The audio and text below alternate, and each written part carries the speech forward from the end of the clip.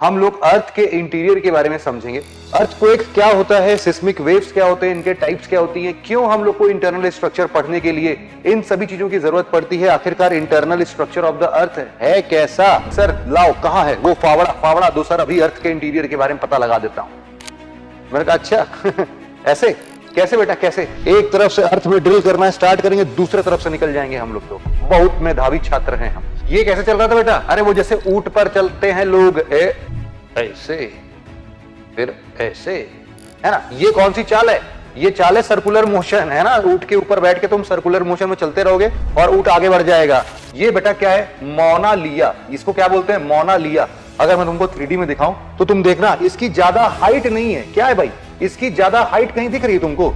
और ये क्या है हमारे लिए? Mount Fuji. इसकी हाइट अच्छी खासी है ना। ये क्या है? माउंट फूजी वॉल्केनो है भैया, वॉल्केनो।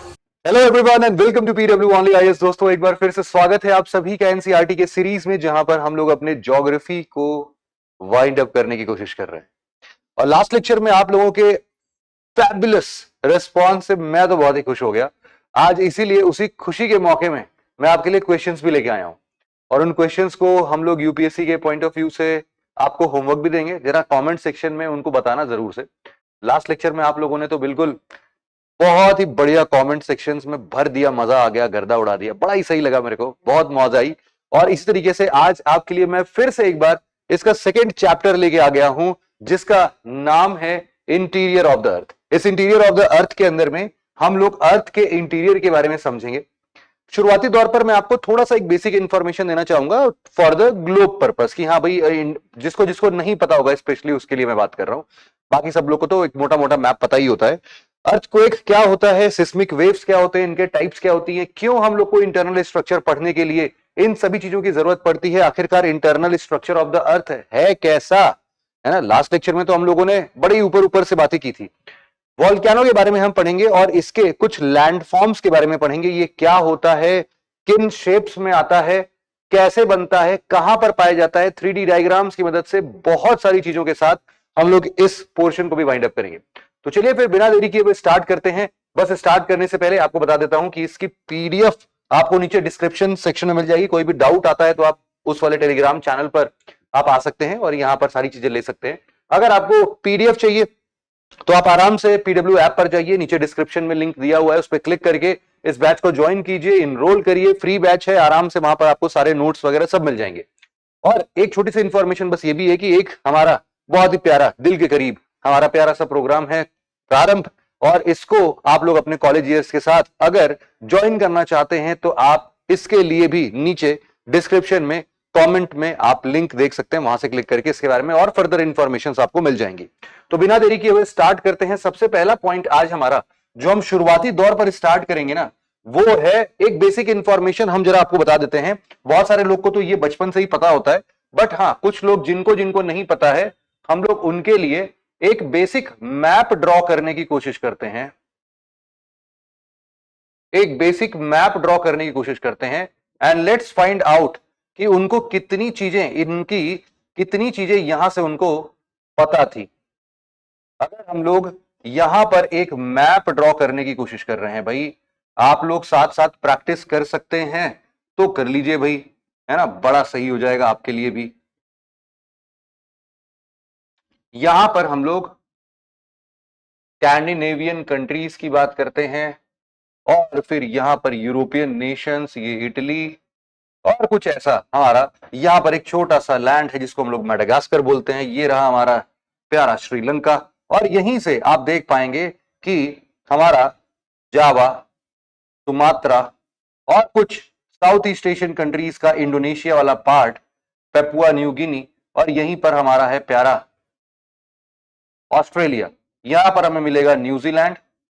यहां पर हम कहीं पर देख रहे होंगे जापान को, और इसी के बेसिस पर कुछ कुछ चीजें और भी, जैसे कि यहां पर आपको मिल रहे होंगे कैरेबियन आइलैंड्स, यहां पर मिल रहा होगा एल्यूशियन आइलैंड्स, और ये हमारा एक बड़ा सा पोर्शन ग्रीनलैंड। ब्रिटेन को तो हम भूल ही गए, इसको भी लिख लेते हैं जरा, ब्रिटेन है हमारे लिए ये।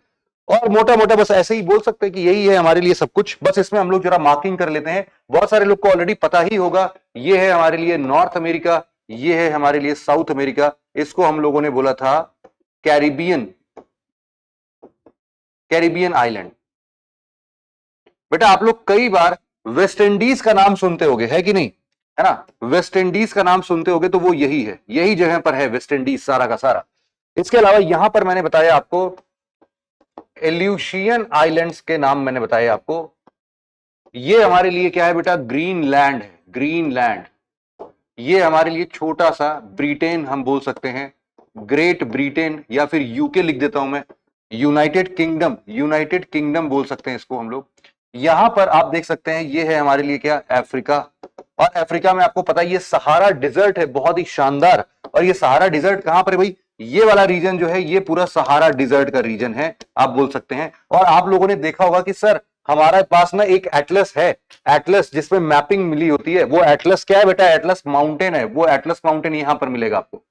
ठीक है भाई, जो हमारे लोग सऊदी अरेबिया जाते हैं और अरेबियन पेनिनसुला में जाते हैं तो ये वाला हमारे लिए क्या कहलाता है, इसको हम लोग बोलते हैं अरेबियन पेनिनसुला। और ये हमारे लिए क्या है भाई, ये हमारे लिए है रशिया और एशिया का मिक्सचर, है ना। इसको हम लोग क्या बोल सकते हैं भाई, हम लोग इसको यूरेशिया बोल सकते हैं, है ना। और या तो हमारा प्यारा एशिया हम बोल ही सकते हैं। यहां पर हमारे कुछ आते हैं साउथ ईस्ट एशियन कंट्रीज। आपको पता है यहां पर है हमारे लिए रशिया, ये यहां पर आएगा हमारे लिए चाइना, ये हमारा प्यारा भारत इंडिया, और ये है हमारे लिए ऑस्ट्रेलिया। और यहां पर हम लोग लिख रहे हैं कि ये जो छोटा सा आइलैंड हम देख रहे हैं ये हमारे लिए है न्यूजीलैंड, न्यूजीलैंड। और ये है हमारा जापान। इतनी बातें तो पता ही है आपको, है ना। अब इतनी सारी चीजें अगर आपको पता चल गई हैं तो फिर इसी के बेसिस पर जरा ओशियंस को भी हम मैप कर लेते हैं फटाफट से। अगर हम ओशियंस को मैप करने चले तो सबसे पहले ये वाला जो पोर्शन आप देख रहे हैं, ये वाला पोर्शन, ये पूरा का पूरा, इसको क्या बोलते हैं भाई, हम इसको बोलते हैं हम लोग एटलांटिक, एटलांटिक ओशन। ये तो सबको पता ही होगा। और यहां पर ये वाला जो ओशन सरफेस मिल रहा है आपको, ये क्या है भाई, ये आपके लिए है पैसिफिक ओशियन, पैसिफिक ओशियन। और यहां पर आप देख सकते हैं एकमात्र ऐसा ओशियन जो किसी देश के नाम पर पड़ा है, और वो भी देश हमारा है। इस वाले सेगमेंट को हम लोग क्या बोल सकते हैं, इस वाले सेगमेंट को हम लोग बोलते हैं इंडियन ओशियन, इंडियन ओशियन। अब आपको पता है कि इधर साइड में आएंगे तो यही वाला पोर्शन, ग्लोब चूंकि गोला है तो वापस मिल जाएगा, मतलब ये वाला पोर्शन भी क्या है, पैसिफिक ओशियन ही है। आपको पता है बिल्कुल ऊपर ऊपर की अगर हम बात करते हैं तो यहां पर हमको मिलता है क्या, आर्कटिक ओशियन। और जब नीचे, अरे वाह, अंटार्कटिका तो हम भूल ही गए भाई साहब, यहां पर हम बना देते हैं अंटार्कटिका। ये है हमारे लिए हमारा एक और कॉन्टिनेंट जिसको हम लोग बोलते हैं अंटार्कटिका। और इसके जस्ट ऊपर हम लोग को मिलता है क्या, यहां वाले रीजन्स की बात हो रही है, अगर ये वाले रीजन्स की बात हो रही है तो इसको हम लोग बोलते हैं बेटा सदर्न ओशियन। क्या बोलते हैं भाई, सदर्न ओशियन। और इसके बेसिस पर आप मोटी मोटी चीजों के बारे में बहुत अच्छे तरीके से समझ सकते हैं अगर आपको ये मैप समझ में आता है, ये सारी चीजें। अच्छा, इसमें एक और चीज आप देख सकते हैं कि आपका जो इक्वेटर है भाई साहब, इक्वेटर, इक्वेटर पिछले क्लास में पढ़ा था क्या हमने, अरे बिल्कुल सर जी, याद है, पूरा भर्राटा याद है अपने को। जो इक्वेटर आप बोल रहे हो वो लगभग लगभग लगभग लगभग इस लाइन पर आपको मिलेगा, है ना। ये है आपके लिए क्या, ये है आपका प्यारा 0 डिग्री का कहने वाला इक्वेटर है भाई साहब, ये 0 डिग्री इक्वेटर है। और यहां पर आप बहुत सारी चीजों को देख सकते हैं, जैसे आपने घने अमेज़न जंगलों के बारे में सुना होगा, है ना। तो ये घने अमेज़न जंगल कहां पर मिलते हैं भाई, ये इसी इक्वेटर पर ही यहां पर मिलते हैं, घने अमेज़न के जंगल। आपने सुना होगा कॉन्गो के घने जंगल, कॉन्गो के घने जंगल कहां मिलते हैं भाई, यहां पर आपको मिलते हैं कॉन्गो घने जंगल। इस तरीके से आगे बढ़ेंगे तो थोड़ा सा ही सुमात्रा और नीचे आना चाहिए था, तो सुमात्रा के भी घने जंगल इसी इक्वेटर पर ही मिल जाते हैं आपको। इनफैक्ट आप लोगों ने बहुत सारी चीजें ऐसी और भी सुनी होंगी, आगे की क्लासेस में हम लोग इन मैप्स के बारे में और भी छोटी छोटी छोटी छोटी इंफॉर्मेशन को पकड़ते हुए चलेंगे। बाकी बातें आगे होंगी हमारी, है ना। एक छोटा सा और इंफॉर्मेशन दे देता हूं, यहां पर एक और छोटा सा आइलैंड है हमारे पास, इसको हम लोग बोलते हैं क्या, Falkland island, Falkland island, Falkland island, है ना। अब यहां पर बड़े सारे ओशियंस के छोटे छोटे हिस्से हैं, हमने 7 बड़े कॉन्टिनेंट्स और 5 ओशियंस के बारे में आज इस मैप के अंदर में समझने की कोशिश की, बेसिक बेसिक चीजें पढ़ने की कोशिश की। बहुत सारे ऐसे माउंटेन रेंजेस कभी हम पढ़ेंगे तो मैं आपको और डिटेल में बता दूंगा, अभी तो सिर्फ ऐसे ही बता रहा हूं। बेटा ये वाला जो हिस्सा देख रहे हो ये इटली है, और इटली के ऊपर ही आप यहां पर आते हो तो आपको मिलता है क्या, एल्प्स माउंटेन मिलते हैं, एल्प्स माउंटेन मिलते हैं। इसी तरीके से जब आप यहां पर आते हैं इस वाली जगह पर आपको मिलता है क्या, यूराल माउंटेन्स मिलते हैं, यूराल माउंटेन्स जो कि यूरोप और रशिया को डिवाइड करते हैं। आपको पता ही होगा कि यहां पर हमारे लिए पूरा ये रीजन जो है ये पूरा हिमालय रीजन के लिए तो फेमस है ही है। ठीक है, इतनी इंफॉर्मेशन तो यार आई थिंक बहुत है। हम लोग आगे बढ़ते हैं, इसके बारे में कुछ कुछ बातें हम क्योंकि करेंगे आज के लेक्चर में, इसीलिए मुझे ये बताना थोड़ा जरूरी लगा। और जिनको जिनको पता था उसके लिए बेहतर है, जिनको नहीं पता था उनका रिवीजन हो गया भाई साहब, जिनको नहीं पता था उनको पता चल गया, और जिनको पता था उनका रिवीजन हो गया। ठीक है, आगे बढ़ते हैं और सबसे पहले हम लोग अपना पहला टॉपिक आज का लिखते हैं, और ये हमारे लिए टॉपिक बनता है हमारा इंटीरियर ऑफ द अर्थ। यहां पर हम लोग सबसे पहले बात करते हैं अंडरस्टैंडिंग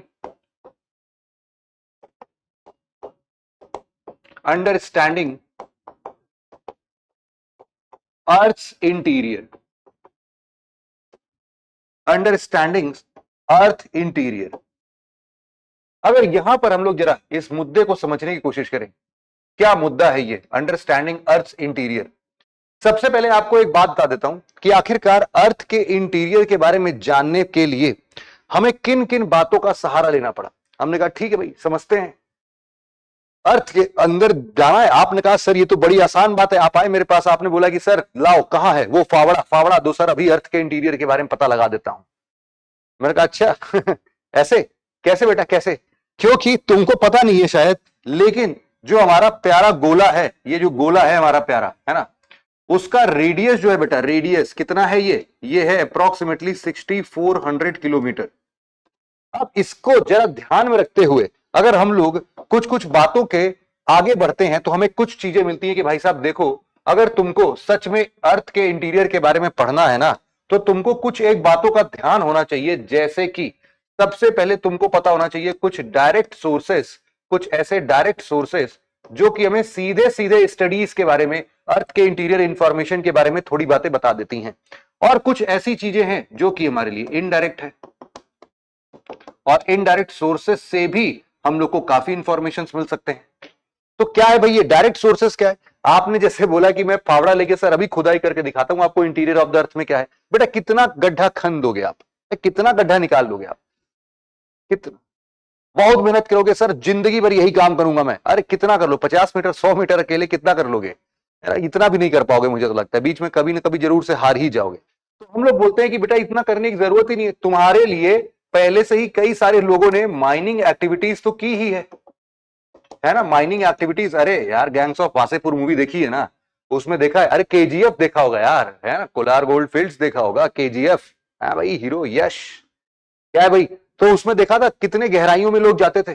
तो कितने गहराइयों तक गए सर, आज तक में डीपेस्ट माइन हम लोग कितने गहराइयों तक गए हैं। तो मैंने बोला भाई देखो, माइनिंग एक्टिविटीज के नाम पर अगर तुम एग्जांपल्स के बारे में देखोगे तो एक बहुत ही शानदार एग्जांपल हम लोग को देखने को मिलता है, वो साउथ अफ्रीका का है मोपिंग माइंस।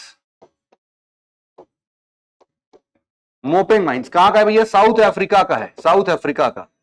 लेकिन मैक्सिमम कितना डेप्थ गए, हमने बोला भाई साहब मुश्किल से 3 से 4 किलोमीटर, दैट्स इट, खत्म खल्लास फिनिश, इससे डेप्थ में जा ही नहीं पाए। मैंने बोला यार ये तो बड़ी दिक्कत की बात है, इससे ज्यादा नहीं जा पाएंगे। अरे इससे ज्यादा जाई, जैसे जैसे हम लोग डेप्थ में जाते हैं भाई साहब टेम्परेचर बहुत तेजी से बढ़ता है, और टेम्परेचर जब बढ़ने लगता है तो इंसानों का सर्वाइवल 3 से 4 किलोमीटर के नीचे है ही नहीं।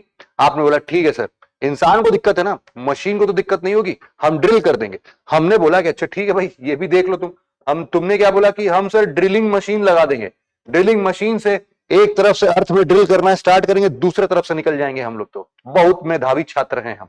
तो अभी इसके वजह से भी हम लोग का क्या हुआ भाई, टेम्परेचर तो बढ़ते जा रहा है ना, टेम्परेचर बढ़ते जा रहा है, तो हम लोग बहुत ज्यादा डेप्थ पर जाने की कोशिश कर तो रहे थे, बट हम लोग इतने गहराइयों तक पहुंचे जहां पर हमारा मशीन उसके अंदर जाने से मना कर दे रहा था भाई, उसका ब्लेड वेड सब खराब, जो ड्रिल कर रहा था सब खराब। हम बोल रहे हैं कि ऐसा ही एक ना कोला माइंस है, कोला ड्रिल सेंटर है, कोला ड्रिल। अच्छा कोला से याद आया बेटा, यहां पर देखोगे अगर तुम तो यहीं पर बेटा ऐसे करके एक ऐसे ये वाला जो सेगमेंट देख रहे हो, ये वाला, ये इसी को हम लोग क्या बोलते हैं, कोला पेनिनसुला। अब देखा मैप में देखो छोटी छोटी इंफॉर्मेशन ऐसे ही मिलती रहेंगी हमें कि कोला पेनिनसुला, और कोला पेनिनसुला के ऊपर यहीं पर वो जो ड्रिल किया गया है यहीं पर किया गया है, और ड्रिल करके कितना दूर पहुंच पाया है।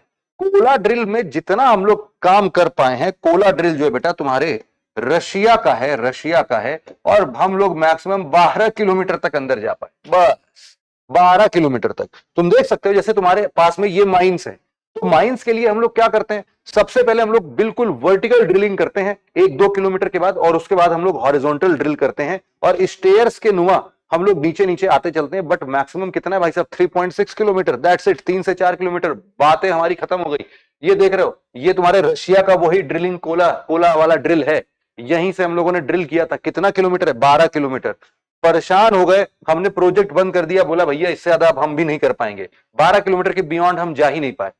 तब से दिमाग की बत्ती जली और हमने बोला कि अरे इतना बवाल क्यों करना, अर्थ के इंटीरियर के बारे में ही तो पता करना है।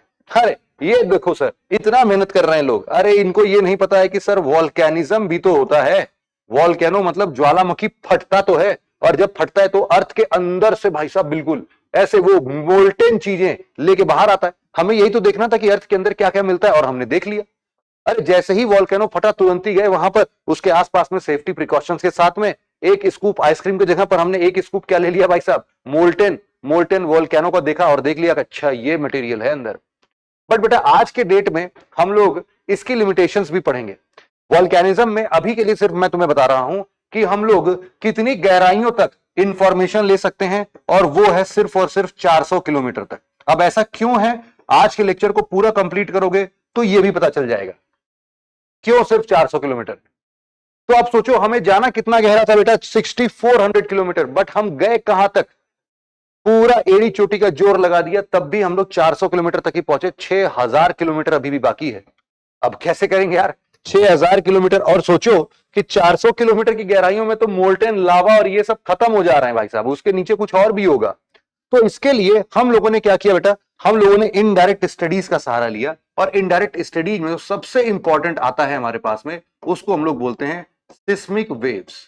जिसको जिसको सिस्मिक वेव्स का मतलब नहीं समझ में आ रहा है, अभी थोड़ी देर में आपको समझ में आ जाएगा। सिस्मिक वेव्स बेटा समझ लो एक ऐसी वेव्स हैं जो कि अर्थक्वेक के आने, भूकंप के आने के समय पर प्रोड्यूस होती हैं। वो अर्थ के अंदर अंदर भी ट्रैवल करती हैं और अर्थ के सरफेस पर भी ट्रैवल करती हैं, और इनके पास ना कुछ नेचर है। जैसे कि ये वेव्स, जैसे हमारा लाइट नहीं होता, लाइट ऐसे जाता है और शीशे पर पड़ा, टकरा के इधर इधर चला गया, है ना, टकरा के इधर चला, क्या बोलते हैं इसको, रिफ्लेक्शन। तो सिस्मिक वेव्स ऐसे कई सारे हम लोग को यहां पर हम देख सकते हैं कि प्रॉपर्टी शो करती हैं यही वेव्स, कभी रिफ्लेक्शन, कभी रिफ्रैक्शन। इसके बारे में भी तुम लोगों ने बचपन में पढ़ा होगा, रिफ्रैक्शन, जिसमें कि एक मीडियम से दूसरे मीडियम पर जाने पर लाइट वेव बेंड कर जाता है, वैसे ही ये वेव्स भी एक मीडियम से दूसरे मीडियम पर जाने पर, जहां पर डेंसिटी डिफरेंस होगा फॉर श्योर, वहां पर ये बेंड कर जाएगा ये वेव।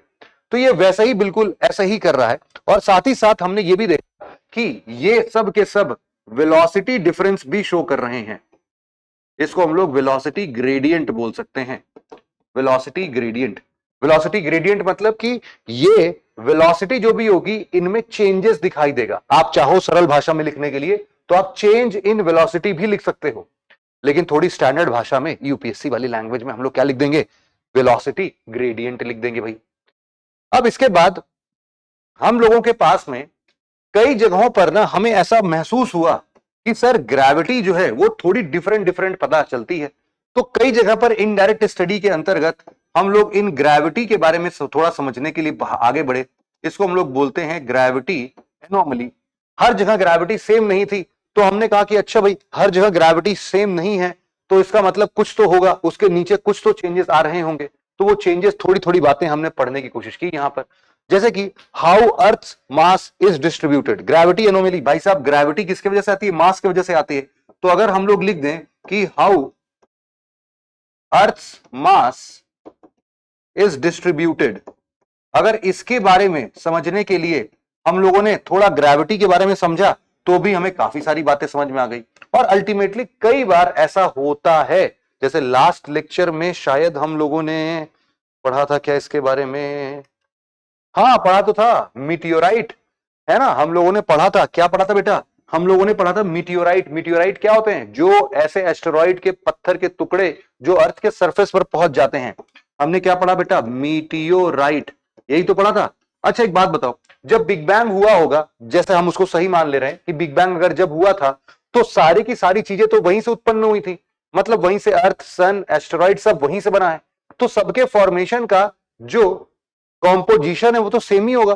तो कई बार जो पत्थर हमारे अर्थ तक पहुंचते हैं, हम उनकी इंटरनल स्ट्रक्चर की स्टडी करते हैं और मान लेते हैं कि अच्छा अगर इसके इंटरनल स्ट्रक्चर्स में ऐसी बातें हैं तो हो सकता है कि हमारे अर्थ के अंदर भी कुछ ऐसी ऐसी चीजें हमें देखने को मिल जाए। तो मीटियोराइट से भी हम लोग काफी हद तक इंफॉर्मेशन को ले सकते हैं। हम बोलते हैं because they have originated from, they are originated from same nebula clouds. बताओ भाई बात सही है कि नहीं? तो हम इतने सारी स्टडीज में सबसे पहले, जैसे मैं आपको समझाने की कोशिश करूं, तो सबसे पहले जो इसमें समझने वाली बात है बेटा, वो समझने वाली बात है आपके सिस्मिक वेव्स की। सिस्मिक वेव्स ये क्या चीजें हैं, जरा इनके बारे में हम लोग जरा डिटेल से एक बार समझने की कोशिश कर लेते हैं, है ना, डिटेल से समझने की कोशिश कर लेते हैं। इसको जरा मैं इसको टरका के यहां ले आता हूं, ठीक है भाई। सिस्मिक वेव्स की अगर हम बात करते हैं तो सिस्मिक वेव्स क्या होता है बेटा, यहां पर मैं लिख देता हूं आपके लिए सिस्मिक वेव्स। हम लोग बोलते हैं कि seismic waves are produced during earthquakes. मतलब सिस्मिक वेव को अगर पढ़ना है तो हमें अर्थक्वेक के बारे में पता करना बड़ा जरूरी है। मतलब हमने बोला कि seismic waves are produced during what, earthquake. Earthquake क्या है बेटा? अरे अर्थक्वेक क्या है? भूकंप है, भूकंप।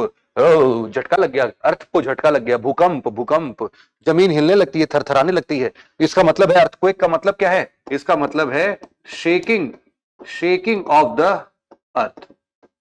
अर्थ जो है वो थरथराने लगता है, कांपने लगता है, इसी को हम बोलते हैं भूकंप। अब ये होता क्यों है, बड़ा आसान भाषा में समझाता हूं। देखो क्या होता है, कई बार ऐसा होता है कि हमारे पास में कुछ ऐसे लैंड के पीसेस होते हैं जो कि एक दूसरे के हिंज सपोर्ट पर मान लेते हैं टिके होते हैं, है ना।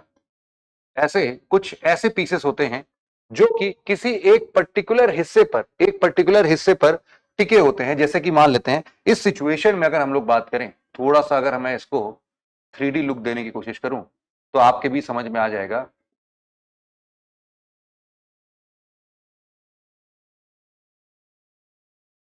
ऐसा कुछ, तो मान लेते हैं कि ये वाला जो पूरा हिस्सा है, ये वाला हिस्सा, ये नीचे के दिशा में खिसकने को हो रहा है, बस किसी तरीके से अटका हुआ है।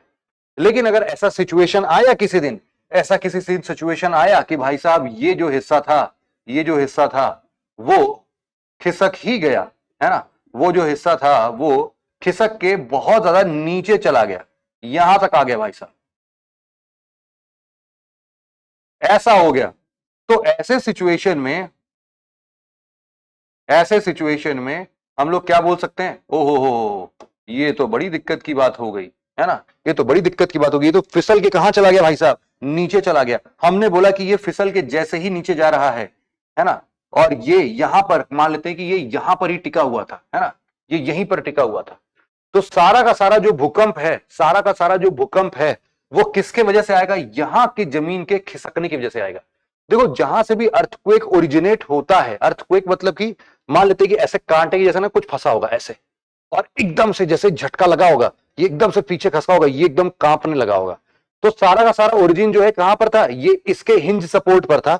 इसी को हम लोग क्या बोल देते हैं बेटा? फोकस बोल देते हैं, फोकस। और वही है यूपीएससी के ज्योग्राफी के लैंग्वेज में अगर हम थोड़ी स्टैंडर्डाइजेशन कर दें तो हम इसी को क्या बोल देते हैं? इसी को हम बोल देते हैं हाइपोसेंटर।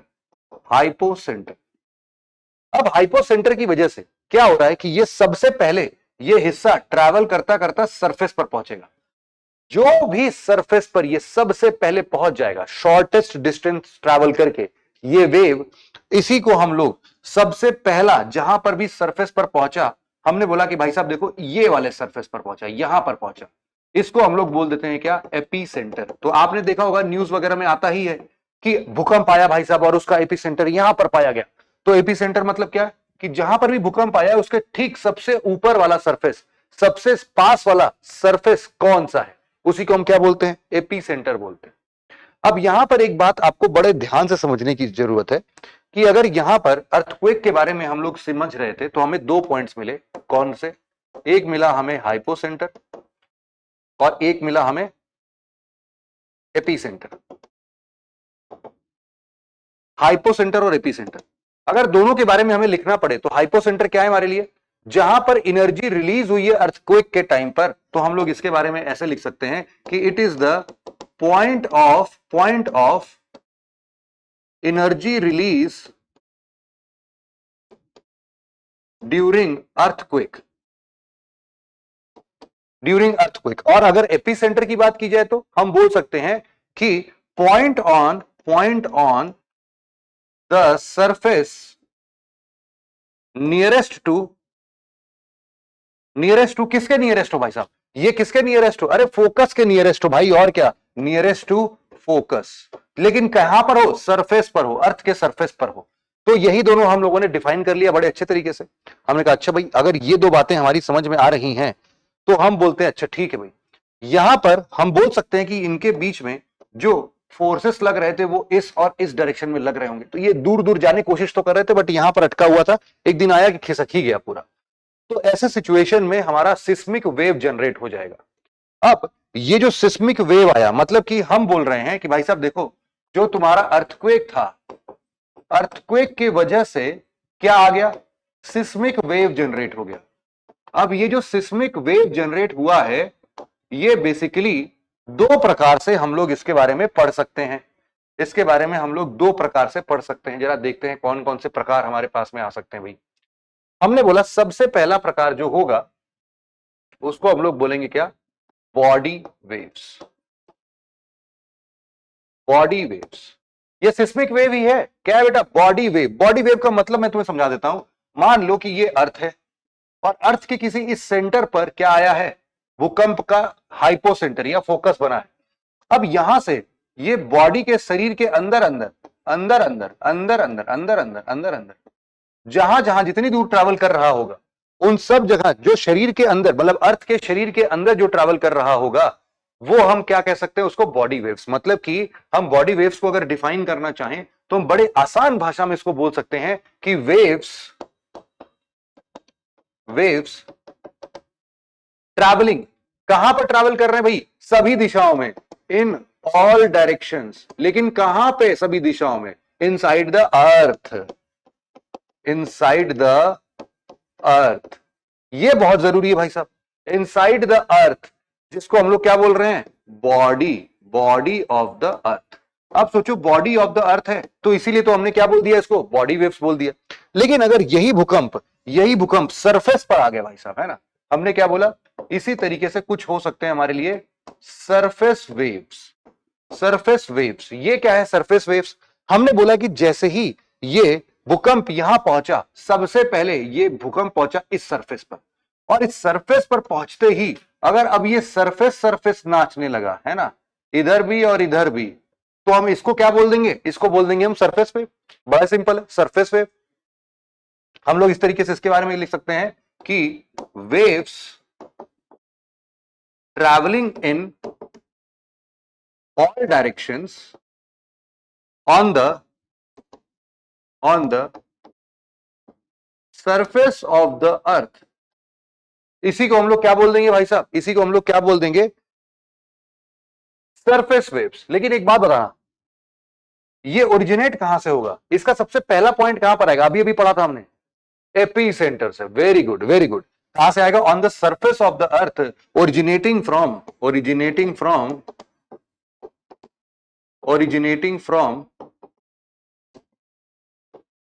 AP centre. बड़ी सही बात है यार। हमने बोला कि देखो अच्छा, इसके ना फर्दर टाइप्स भी हैं यार, तो डरना मत, इसके ना फर्दर टाइप्स भी हैं। ये फर्दर टाइप्स कौन कौन से हैं अगर हमसे पूछा जाए तो हम सबसे पहले बता रहे थे कि देखो भैया, ये जो बॉडी वेव्स हैं इसके दो टाइप्स हैं। एक को हम बोलते हैं पी वेव्स।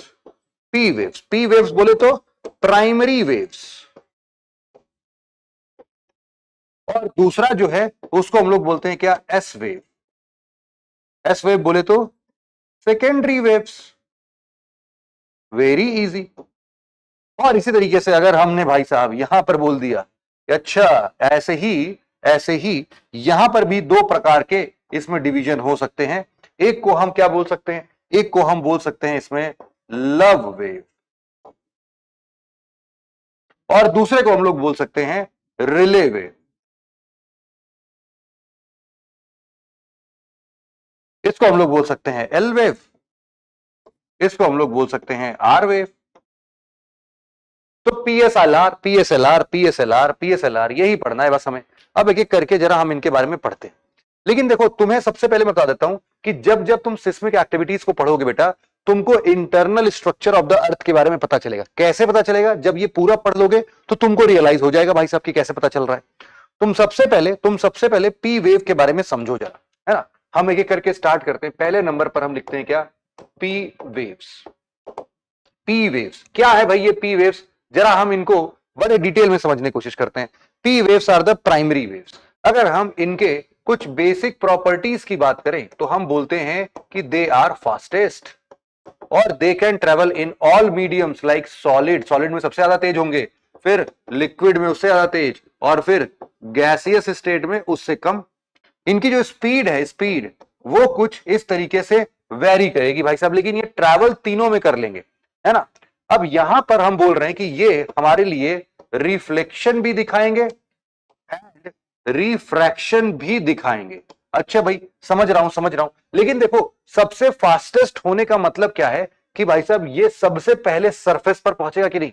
अगर हम बोल रहे हैं चीते की चाल से ये तेजी से चल रहा है पी वेव, तो सबसे पहले हाइपोसेंटर से एपीसेंटर तक सबसे पहले यही पहुंचेगा, और सबसे पहले ये पहुंच रहा है तो इसकी स्पीड ज्यादा है। लेकिन ये ट्रैवल कैसे करता है पता है? अरे वो देखा बेटा, बरसात के टाइम पर जैसे आजकल में मिट्टियों में देखते होगे तो केचुए दिखते हैं तुमको, है ना।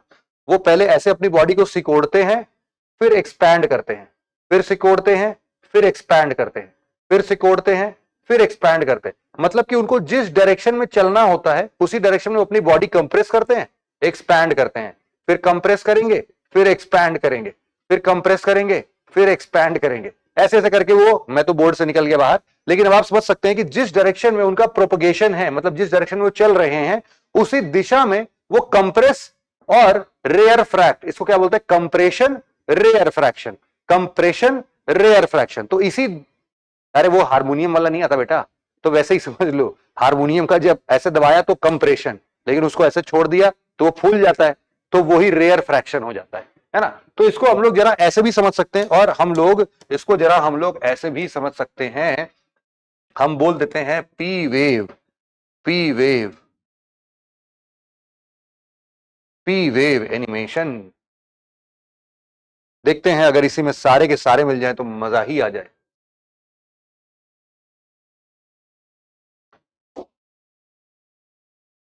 ये तो बहुत ही ब्लर है, कोई बात नहीं। ओ ये देखो भाई, यहां पर कंप्रेस हो रहा है, देखो कंप्रेस हुआ, और ये देखो एक्सपैंड भी हो गया यहां पर। मतलब कंप्रेशन जो है, कंप्रेशन जो है वो वैसे का वैसे ही ट्रैवल कर रहा है। देखो कंप्रेस, फिर यहां एक्सपैंड, देखा कैसे ट्रैवल कर रहा है ना। ये क्या हो जाएंगे हमारे लिए? पी वेव हो जाएंगे, है ना। इसी तरीके से अगर हम लोग एस वेव की बात करें, एस वेव की अगर हम बात करते हैं तो देखो भाई एस वेव कैसे चल रहे हैं। अरे भाई साहब, ये ऐसे चल रहे हैं जैसे कि किसी ने सामने एक रस्सी बांधी हो खंबे से, और फिर वो रस्सी को ऐसे और ऐसे हिला दे रहा हो। तो तुमने देखा होगा ऐसे ऐसे, ये देखो भाई साहब, ऐसे झटका लगा, पहला झटका कहां गया भाई? झटका लगाओ, ये झटका। अब ये झटका जो है वो पूरे रास्ते भर में ट्रैवल करता हुआ जाएगा। तो ये क्या है? हमारे लिए एस वेव है। सिमिलरली ऐसे ही अगर हम लोग रिले वेव देखें, रिले वेव, तो यहां पर देख सकते हो भाई साहब रिले वेव कैसे चलता है। रिले वेव सबके प्रोपगेशन अलग अलग हैं, है ना। रिले वेव, अब ये सरफेस मोशन है ना, बॉडी वेव खत्म, अब ये सरफेस पर चल रहा है। कैसे चल रहा है भाई साहब? अगर तुम्हें मैं थोड़ा सा बताऊं तो ये सर्कुलर मोशन में चल रहा है ना, सर्कुलर मोशन में। भी इसके रिले वेव को मैं थोड़ा सा और डिटेल में समझा देता हूं। उससे पहले बेटा मैं समझा देता हूं एल वेव के बारे में। एल वेव देखो कैसे चल रहा है, सांप के जैसे चल रहा है बेटा, सांप जैसे चलता है ना, ऐसे ऐसे ऐसे ऐसे ऐसे ऐसे ऐसे ऐसे ऐसे ऐसे चल रहा है भाई। ये क्या है भाई? ये हमारे लिए क्या है? L wave. L wave love, love किसका बेटा? नागिन का लव याद करना। नागिन का प्यार वैसे ही बड़ा जानदार होता है, आंखों में फोटो खींच लेती है। नागिन मूवी नहीं देखी है तुमने? नागिन का प्यार बहुत ही गहरा होता है। तो तुम समझना लव कैसा, नागिन का लव। तो नागिन भाई साहब सांप की जैसे चलती है ना। अब इसी तरीके से हमने क्या बोला, रिले वेव। रिले वेव को समझने के लिए बेटा मैं तुमको बस एक चीज और दिखा देता हूं, ऐसा दिखा देता हूं कि motion of water particles, water particles in a wave. यहां पर देखते हैं, तुम अगर देख रहे होगे, अरे भाई चलो, चलते क्यों नहीं?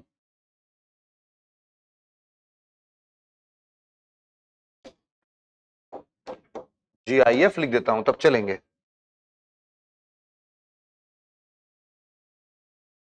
हाँ ये देखो भाई, अब तुम कोई भी एक पार्टिकल को उठा के देख सकते हो। इसमें थोड़ा बड़ा कर देता हूं ताकि आप लोग को दिखे भी। यहां पर देखना, जरा बड़ा कर देता हूं। लो भाई, लो ये लो, ये इतना बड़ा लो। अब तुम देखो जरा, इसमें जो एक पार्टिकल है वो क्या कर रहा है बेटा, सिर्फ अपने अपने जगह पर गोला गोला घूम रहा है, गोला गोला घूम रहा है, गोला गोला घूम रहा है। लेकिन उसकी वजह से क्या आ रहा है, देखो कोई पार्टिकल उठा लो सब ऐसे ही करेंगे। देखो दिखाऊं मैं तुम्हें, देखो कोई एक ट्रेस करके दिखाता हूं मैं। किसको ट्रेस करूं, चलो इसको ट्रेस कर लेता हूं। रुक जा भाई, अरे रुक जा भाई, हाँ देखो मैंने ट्रेस कर लिया भाई इसको। जहां जहां जा रहा है वहीं वहीं मैं अपना पेन भी घुमा रहा हूं। देख रहे हो ये कैसा मूव कर रहा है भाई, देखा, सर्कुलर मूव कर रहा है, सर्कुलर मूव कर रहा है कि नहीं।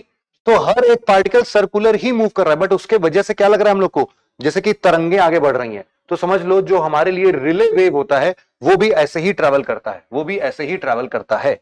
अब हमें इतनी बातें सब समझ में आ गई अगर, तो अब हम पी वेव्स के बारे में लिख रहे थे। क्या पी वेव्स के बारे में लिख रहे थे कि भाई साहब इसीलिए अब पी वेव्स कैसे चल रहे थे बेटा, वो केचुए के जैसे, केचुए के जैसे ऐसे ऐसे ऐसे ऐसे ऐसे ऐसे। तो हम इसीलिए इनको क्या बोल देते हैं, इनको हम लोग बोल देते हैं लॉन्गिट्यूडिनल वेव्स। लॉन्गिट्यूडिनल वेव्स क्यों बोल रहे हैं, क्योंकि जिस डायरेक्शन में ये कंप्रेस और रेयर फ्रैक्ट कर रहे हैं उसी डायरेक्शन में ये आगे भी बढ़ते जा रहे हैं। ये तो सिंपल सी बात है, लॉन्गिट्यूडिनल वेव्स। और हम बोलते हैं कि इससे क्या होगा, दे क्रिएट क्रिएट सबसे इंपॉर्टेंट बात कह रहा हूं मैं, इसको ध्यान से सुन लेना, इट क्रिएट डेंसिटी डिफरेंस। क्यों ऐसा बोल रहा हूं, देखो सिंपली हमने क्या बोला कि कभी कभी दूर दूर, कभी कभी पास पास, फिर ये दूर दूर, फिर पास पास। तो ऐसे दूर दूर पास पास, तो भाई जहां पर भी ये कंप्रेस कर रहे होंगे, ये क्या है आपके लिए, कंप्रेशन। और ये क्या है आपके लिए, ये है आपके लिए रेयर फ्रैक्शन। तो भाई जहां पर कंप्रेस कर रहे होंगे ये डेंसिटी को क्या कर रहे होंगे, बढ़ा दे रहे होंगे। और जहां पर इसको फैला रहे होंगे, रेयर फ्रैक्ट कर रहे होंगे, यहां पर डेंसिटी क्या हो रही होगी, डेंसिटी यहां पर कम हो जा रही होगी, डेंसिटी कम हो जा रही होगी, यहां पर डेंसिटी बढ़ जा रही है। तो डेंसिटी में डिफरेंस आ रहा है, बिल्कुल आ रहा है भाई साहब। तो ये हो गया पी वेव। इसी के जैसे अगर हम लोग जरा एस वेव की बारे में बात कर लेते हैं जरा। एस वेव, एस वेव क्या कहता है जरा इसको भी समझते हैं। एस वेव हम बोल सकते हैं कि it reaches surface, it reaches surface after P wave. क्यों भैया, पी वेव तो फास्टेस्ट था ना, चीते की चाल से चल रहा था ना, तो एस वेव तो उसके बाद ही पहुंचेगा। It reaches surface after after P wave. इसका साबुन स्लो है बेटा, क्या है इसका साबुन स्लो है, थोड़ा धीमे चलता है बेचारा। तो पी वेव के बाद ही पहुंचता है बेचारा ये एस वेव। लेकिन ये जो एस वेव है बेटा, हमने क्या देखा था, एस वेव कैसे चलता है, अरे वो जो रस्सी ऐसे से कर दे रहे थे, रस्सी ऐसे ऐसे खींच के दे रहा, तो ऐसे ऐसे ऐसे ऐसे चलेगा, है ना, ये एस वेव ऐसे चलेगा। लेकिन कहां चल रहा है बेटा, बॉडी के अंदर ही चल रहा है, बॉडी के अंदर ही चल रहा है। तो हम लोग क्या बोलते हैं, इस एस वेव के लेकिन बड़े नखरे हैं यार, बहुत नखरा दिखाता है। कहता है कि भैया हम सिर्फ सॉलिड मीडियम में चलेंगे, ना लिक्विड में चल पाएंगे, ना गैसियस में चल पाएंगे, माफी सरकार, भेजना है भेजो, नहीं तो तेल लेने जाओ। हमने बोला ये जाओ यार, जहां जहां सॉलिड मिले वहां वहां तो चले ही जाओ। तो इसमें बोला हम क्या लिखते हैं कि it travels only in solid medium. भाई साहब सिर्फ सॉलिड मीडियम में चलते हैं। और चूंकि ये सीधे तो चलते हैं लेकिन घूमते कैसे हैं, ऐसे ऐसे ऐसे ऐसे। तो जिस डायरेक्शन में जा रहे हैं उसके परपेंडिकुलर ऊपर नीचे कर रहे हैं, इसीलिए हम इनको क्या बोल सकते हैं, इनको हम लोग बोलते हैं ट्रांसवर्स वेव। ट्रांसवर्स वेव बोलते हैं। मतलब कि हम सिंपली ऐसा देख सकते हैं कि अगर इनकी डायरेक्शन ये है, इधर डायरेक्शन में इनको चलना है, तो ये वेव कैसे चलेगी, ऐसे ऐसे ऐसे ऐसे ऐसे ऐसे ऐसे ऐसे चलेगी, है ना। तो ये क्या हो गया हमारे लिए, एस वेव हो गया भाई साहब, एस वेव हो गया हमारे लिए, ट्रांसवर्स वेव्स हैं हमारे लिए। लेकिन हम इसमें क्या बोल सकते हैं, ये जब ऊपर उठती हैं ये वाले, इसको हम लोग क्या बोलते हैं, इसको हम लोग बोलते हैं क्रेस्ट। और जो नीचे गड्ढा बना रही है इसको हम लोग क्या बोलते हैं, इसको हम लोग बोलते हैं ट्रफ। जैसे वहां पर क्या था, कंप्रेशन और रेयर फ्रैक्शन, वैसे यहां पर क्रेस्ट और ट्रफ बन जा रहा है, बस और कुछ नहीं बात है। इसके बाद हमारी बात आती है किसकी, लव वेव की। बेटा लव वेव क्या है, लव वेव नागिन के जैसे चल रही थी, कभी नहीं भूलोगे जिंदगी में, टेंशन मत लो। लव वेव, अच्छा मानो लव वेव का सिंबल कुछ ऐसा बना सकते हैं कि नहीं, हम मान लेते हैं कि ये वर्टिकल और ये हॉरिजॉन्टल, इस डायरेक्शन में वेव को जाना था। लेकिन वेव जो है अगर सीधे सीधे चलती, वर्टिकल वर्टिकल चलती तो क्या बन जाती, एस वेव। अच्छा ये सबसे पहले याद रखना कि ये सरफेस पर पहुंच चुकी हैं, अब सरफेस पर लव वेव चल रही हैं। कैसे चल रही है बेटा, सांप के जैसे। तो मैं इसको हॉरिजॉन्टल बना सकता हूं, ऐसे सांप के जैसे बना सकता हूं क्या, बताओ भाई, ऐसे बना सकता हूं, यस बना सकता हूं, बिल्कुल बना सकता हूं। ये जो मोशन है, ये जो मोशन है चलने का, है ना, ऐसे ऐसे ऐसे ऐसे, ये कौन सा मोशन है भाई साहब, ये है लव वेव का मोशन, नागिन टाइप चलने का मोशन है। अब यहां पर हम लोग बोल सकते हैं लव वेव के लिए, ये बेसिकली सबसे पहले तो समझ लेना ये क्या है बेटा, तुम्हारे लिए सरफेस वेव है। सरफेस वेव पर अब नागिन के स्टाइल में चलेगा, पूरा जमीन को ही भाई साहब थरथरा देगा, हिला देगा, बहुत तेजी से हिला देगा। और चूंकि ये भी प्रोपगेशन के परपेंडिकुलर ही चल रहा है, इसीलिए हम इसको भी क्या बोल सकते हैं, ट्रांसवर्स वेव ही बोलेंगे, ट्रांसवर्स वेव ही बोलेंगे। और इसके साथ साथ जो ये horizontal travels horizontal to the direction of propagation, मतलब कि जिस दिशा में इसको आगे बढ़ना है उसके हॉरिजॉन्टल ऐसे ऐसे करके ये सांप के जैसे चल रहा है, इसीलिए ट्रांसवर्स वेव है। अब इसी तरीके से हम दूसरा और क्या लिख सकते हैं, लास्ट बचा हमारे लिए रिले वेव या फिर आर वेव। अच्छा आर वेव भी देखा जाए तो ये भी क्या है, सरफेस वेव ही है। ये कैसे चल रहा था बेटा, अरे वो जैसे ऊंट पर चलते हैं लोग, ऐसे फिर ऐसे, है ना, ये कौन सी चाल है, ये चाल है सर्कुलर मोशन, है ना, ऊंट के ऊपर बैठ के तुम सर्कुलर मोशन में चलते रहोगे और ऊंट आगे बढ़ जाएगा, है ना। ये कौन सा है, रिले वेव है भाई साहब, रिले वेव। इसकी प्रॉपर्टी क्या है, इसकी प्रॉपर्टी है कि ये सर्कुलर मोशन में ट्रेवल करता है, सर्कुलर मोशन में ये आगे की तरफ प्रोपगेट करता है ना। तो ये क्या कहलाएगा, हमारा रिले वेव कहलाएगा। अब इन सब से हमें समझ में क्या आया, इतना पढ़ लिया, झूम के भी देख लिया, नाच नाच के देख लिया, सांप के जैसे लौट के देख लिया, लेकिन इसका इंटरनल स्ट्रक्चर से क्या लेना देना है, अब समझाता हूं क्या लेना देना है। क्या होगा कि हम लोगों ने अर्थ का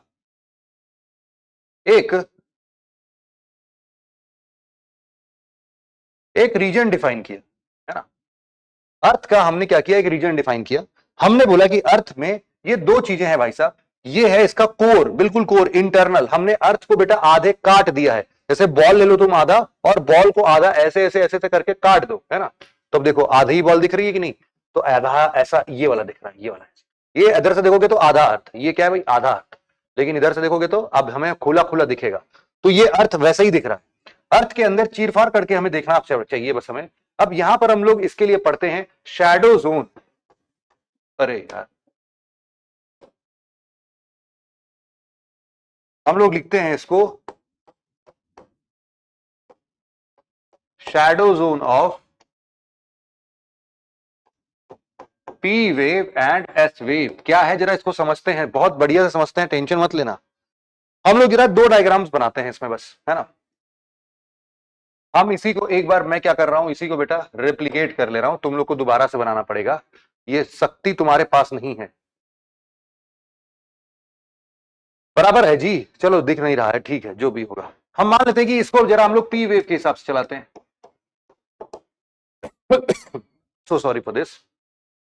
हमने क्या किया बेटा, अर्थक्वेक को मेजर करने के लिए, अर्थक्वेक को मेजर करने के लिए हमने पूरे अर्थ पर क्या लगा दिया, ऐसे इंस्ट्रूमेंट्स लगा दिए जो कि इन वेव्स को पकड़ते हैं, इन वेव्स को पढ़ते हैं। तो हमेशा याद रखना कि जो ये वेव्स आते हैं वो किसी भी सिस्मोग्राम पर दिखते कैसे हैं। अगर मुझसे कोई पूछेगा तो मैं ऐसे बताऊंगा कि देखो अगर ये सिस्मोग्राफ का पेज है तो सबसे पहले एक वेव, अभी तो कुछ हिल नहीं रहा था, सिस्मोग्राफ पे बेटा ऐसे लगा होता है, एक ना झूलता हुआ पेन होता है समझ लो। जैसे ही अर्थ हिलने लगा तो अर्थ हिलेगा, और इस पर ये जो इंक लगा होता है ये इस पेज पर चलने लगता है ना, ये चलने लगता है। तो अब देखो भाई ऐसे देख लो, ये देखो अगर ऐसे से चलेगा तो हम पूरा का पूरा हिस्सा लिख देंगे ना इस पे। तो वही चीज इस पे क्या बनता है, हमने बोला जैसे ही सरफेस पर पी वेव्स आए भाई साहब उथल पुथल हो गया ये, इसके बाद ये शांत हुआ, तब से थोड़ी देर बाद क्या आ गया, एस वेव आ गया, एस वेव आ गया। और बेटा जब थोड़ा सरफेस वेव आना चाहिए, surface wave is the most destructive wave, surface wave आ गया तो ऐसा ऐसा दिखने लगा, क्योंकि इसके बाद ही तो सरफेस वेव आएगा, है ना। तो हमने क्या बोला कि भाई ये क्या है हमारे लिए, ये है हमारे लिए पी वेव, ये हमारे लिए क्या है, S wave. S wave late से भी पहुंच रहा है और कम खतरनाक है, और सबसे खतरनाक क्या है हमारे लिए, सरफेस वेव। सबसे ज्यादा डिस्ट्रक्शन यही करते हैं भाई साहब, क्योंकि ये नागिन के चाल पर और ऊंट के चाल पर ऐसे चल रहे हैं, तो इसीलिए भाई साहब ये पूरे जमीन को ही एकदम हिला डुला देते हैं, इसीलिए ये सबसे ज्यादा डिस्ट्रक्टिव होते हैं। अब यहां पर हम लोग समझ रहे थे कि हम लोग जरा पी वेव और एस वेव के हिसाब से एक शैडो जोन बनाने की कोशिश कर रहे हैं। अब हमने क्या किया है, हर जगह ऐसे ही इंस्ट्रूमेंट प्लेस कर दिए हैं, पूरे ग्लोब के चारों तरफ प्लेस कर दिए हैं, जिससे कि ये पता चल पाए कि भाई साहब P wave, S wave, surface wave ये कहां तक पहुंचे, कैसे पहुंचे, लेट पहुंचे, पहले पहुंचे, कितने टाइम पर पहुंचे, कहां पर पहुंचे, वेलोसिटी कैसी थी, वगैरह वगैरह सब चीजें हम लोग को जरा मेजर करने की जरूरत पड़ने लगी। जब भी हम लोग पी वेव की बात करें, पी वेव के पास तो देखो बेटा कोई नखरा था नहीं, है ना, कि हम यहां नहीं जाएंगे वहां नहीं जाएंगे, तो सॉलिड लिक्विड जो मिले सब में ट्रेवल करेगा। तो इसका हमने देखा कि मान लेते हैं कि अगर यहां पर हाइपोसेंटर था, तो यहां से ये ट्रैवल करना स्टार्ट किया और ये रिफ्रैक्शन शो कर रहा है, क्योंकि मीडियम में चेंजेस देखने को मिले हमें। ये देखो भाई, ऐसे ऐसे ये हम लोग को ऐसे ऐसे डायरेक्शन में देखने को मिलने लगा, ऐसा कुछ। और उसके बाद ये जितने भी वेव नीचे गए, यहां से ये रिफ्लेक्ट होके फिर निकले ऐसे, जैसे गए रिफ्लेक्ट हुए फिर ऐसे निकले, नीचे गए रिफ्लेक्ट हुए फिर ऐसे गए, यहां पर रिफ्लेक्ट हुए ऐसे गए, कुछ सीधे सीधे भी निकल गए ऐसे। तो रिफ्रैक्शन हर जगह दिखा हमें, बस एक ही चीज की दिक्कत थी कि यहां पर हम लोग को क्या देखने को मिलता है भाई, इस वाले रीजन में और इस वाले रीजन में हमें ये दोनों रीजंस कैसे मिले, जहां पर कोई वेव नहीं मिला। मतलब कि हमारे जितने भी यहां पर इस सरफेस पर प्लेस्ड अर्थक्वेक मेजर करने के लिए कुछ थे, यहां पर उनको नील बटे सन्नाटा मिला, कुछ नहीं मिला पी वेव के नाम पर, और ना ही यहां पर मिला। तो हमें लगा अच्छा रिफ्रैक्शन शो कर रहे हैं, वेलोसिटी, और इन्हीं को हम लोग क्या बोलते हैं बेटा, शैडो जोन बोल देते हैं। इन्हीं को क्या बोल देते हैं हम लोग, शैडो जोन। हम बोलते हैं कि यहां से अगर इनके एंगल को मेजर किया जाए तो ये एंगल बेटा आएगा कितना, 105 डिग्री, और यहां पर ये वाला एंगल कितना है भैया, ये वाला एंगल है बेटा, मान लेते हैं कि 145 डिग्री। अब कुछ किताबों में 143 लिखा हो तो भी समझ लेना, कोई दिक्कत नहीं है, इधर साइड भी सेम टू सेम 105 से 145 डिग्री तक हमें कोई पी वेव नहीं मिला, है ना, इसीलिए इसको हम लोग क्या बोलते हैं, इसीलिए हमने इसको नाम दे दिया क्या, शैडो जोन। ये और ये वाला जो हिस्सा है, ये दोनों मिलके क्या बना रहे हैं, इसी को बोलते हैं शैडो जोन। और कुछ वेव्स जो थे रिफ्लेक्ट होके यहां पर नहीं पहुंच रहे, तो हमें समझ में आ रहा था कि भैया बीच में जो है ना लफड़ा है, मीडियम का बदलाव तो बहुत तगड़ा है। तो अब हम लोगों को समझना था कि अच्छा एस वेव का वेव कैसे निकल रहा है। एस वेव के लिए हमने बोला सेम टू सेम, अब एस वेव थोड़ी देर बाद पहुंचा होगा हर जगह पर, हमने स्टोर करना स्टार्ट किया कि अच्छा भाई ठीक है भाई, एस वेव पहुंच गया यहां पर, और यहां पर भी पहुंच गया, यहां पर भी पहुंच गया, और और यहां पर भी पहुंच गया, सिमिलरली ऐसे यहां पर भी पहुंचा, और ऐसे यहां पर भी पहुंच गया, लेकिन इसके बियॉन्ड गया ही नहीं। यहां पर जाता बोलता ना बाबा ना, इसके आगे हम नहीं चल रहे। मतलब क्या है, एस वेब नखरेबाज तो ही, मतलब यहां पर बेटा लिक्विड है, समझ रहे हो क्या कि लिक्विड है। और इसका जो हमें शैडो जोन मिला बेटा, इसका जो हमें शैडो जोन मिला वो इतना बड़ा मिला हमें, है ना, ये शैडो जोन मिल गया हमें। हम इसको क्या बोल रहे हैं भाई, ये है हमारे लिए शैडो जोन, शैडो जोन। और यहां पर हमने देखा कि ये लगभग लगभग 105 डिग्री से लेकर इधर साइड भी 105 डिग्री तक हमें पूरा का पूरा ही शैडो जोन मिला। तो हमें समझ में आ गया कि मतलब यहां पर तो पक्का लिक्विड है ही है। तो ऐसे ऐसे करके हम लोग को समझना कि हम लोगों ने बड़े सारे ऐसे इवेंट्स के बेसिस पर इंटरनल स्ट्रक्चर की स्टडी की होगी अर्थक्वेक की। अब ये तो हम बड़े बेसिक लैंग्वेज में समझ रहे हैं, हमारा ये बेसिक सीरीज है एनसीईआरटी का। अगर एडवांस क्लास में जाओगे बेटा, इसी को हम थोड़ा और डिटेल में समझते हैं। ठीक है, तो मोटा मोटा अपना यहां पर बात मुद्दा खत्म होता है। हम लोग आगे बढ़ते हैं और समझते हैं जरा अर्थक्वेक के प्रकार को, है ना। हम लोग जरा लिखते हैं यहां पर क्या, टाइप्स ऑफ अर्थक्वेक। क्या है भाई ये टाइप्स ऑफ अर्थक्वेक क्या है जरा समझते हैं। अलग अलग प्रकार के अर्थक्वेक भाई क्यों आते हैं, कैसे आते हैं, इन्हीं सब के ऊपर है। देखो कुछ तो अर्थक्वेक जो आते हैं बेटा वो नेचुरल होते हैं, और कभी इंसान कम थोड़ी ना है, इंसान भी बड़े प्रकार से यार अर्थक्वेक लाने में अपनी रिस्पॉन्सिबिलिटी निभा ही देता है। तो हम लोग जरा इसको अगेन हम लोग फिर से इसको क्या कर सकते हैं, दो पार्ट्स में कैटेगराइज करके इसको हम लोग देख सकते हैं। तो ये पार्ट्स कौन कौन से होंगे, हमने बोला कि देखो भैया एक होता है नेचुरली अकरिंग, ये खुद पे खुद नेचर के वजह से ये आ जाता है, नेचुरल है, और कई जगह पर इंसानों का किया धरा होता है, इसको हम लोग बोलते हैं ह्यूमन इंड्यूस्ड अर्थक्वेक। तो अर्थक्वेक दो प्रकार से आ सकते हैं, नेचुरली आ सकते हैं। हमने कहा अच्छा नेचुरली भी अगर आते हैं ना तो इनके पास कई सारे कारण हो सकते हैं अलग अलग तरीके से, जैसे कि अभी अभी जब हमने देखा कि टेक्टोनिक प्लेट, मतलब कि जो अभी हम लोगों ने देखा ना एक जमीन दूसरे जमीन से खिसक जा रहा है, ऐसा हो जा रहा है, तो इसको हम लोग क्या बोलते हैं बेटा, टेक्टोनिक अर्थक्वेक बोलते हैं। क्या बोलते हैं, टेक्टोनिक अर्थक्वेक। और कई बार ऐसा तुमने देखा होगा कि ऐसे भाई सब वॉल्केनो ऐसा बूम से बाहर निकला और उसके वजह से पूरा जमीन जो था वो थर-थर कांप गया, है ना, तो वो भी तो अर्थक्वेक ही है। तो ऐसे अर्थक्वेक को हम लोग बोलते हैं क्या, वॉल्केनिक अर्थक्वेक। क्या बोलते हैं भाई, वॉल्केनिक अर्थक्वेक, वॉल्केनिक अर्थक्वेक। फिर हमने बोला कि कई बार ह्यूमन इंड्यूस्ड, अब ह्यूमन इंड्यूस्ड बाज थोड़ी ना आएगा, माइनिंग एक्टिविटी में देखा हमने 3-3 किलोमीटर पहले वर्टिकल ड्रेनिंग, फिर हॉरिजॉन्टल ड्रेनिंग भी कर रहा है। 3 किलोमीटर अंदर भाई साहब कभी तो गड्ढा बन के धस जाएगा पूरा, और धस जाएगा तो उतनी पूरी जमीन पर क्या होगी, कंपन आ जाएगी भाई साहब, बहुत दिक्कत। 3 किलोमीटर नीचे की बात है, ऐसा मामूली चीज थोड़ी नहीं चल रहा है। तो हम लोग बोल सकते हैं कि जो ह्यूमन इंड्यूस्ड है इसको हम लोग बोल सकते हैं, कई बार हम लोग इसको बोलते हैं क्या, कोलैप्स अर्थक्वेक। कोलैप्स अर्थक्वेक ये क्यों आता है, हमने बोला कि भाई साहब सिंपल समझ लो, ये माइनिंग की वजह से आ रहा है, और सुधर लो अपने आप को, माइनिंग कम करो, थोड़ा इतने गहराइयों में जाके अर्थ के साथ छेड़छाड़ मत करो, भूकंप आ जाएगा। दूसरा हमने बोला क्या, हमने बोला कि देखो एक और भी खतरनाक है, हम लोग बाज तो आते नहीं, एक्सप्लोजिव्स का हम लोग कई बार टेस्टिंग वगैरह करते रहते हैं, कहीं बम गिरा दिया, कहीं बम की टेस्टिंग कर दी, न्यूक्लियर वेपन्स की टेस्टिंग कर दी, तो इसको हम लोग क्या बोलते हैं, एक्सप्लोजिव अर्थक्वेक। एक्सप्लोजिव अर्थक्वेक क्यों आ रहा है भाई, क्यों आ रहा है, अगर हमसे कोई पूछता है तो हम बोलते हैं कि ये एटॉमिक या फिर न्यूक्लियर वेपन्स के टेस्टिंग, या फिर कहीं पर सही में इस्तेमाल ही कर डाला, उसकी वजह से आ सकता है। जैसे कोलैप्स अर्थक्वेक की अगर मैं बात करूं, तो एक ना 2014 का मुझे याद आ रहा है, यहां पर 2014 में क्या हुआ था, टर्की में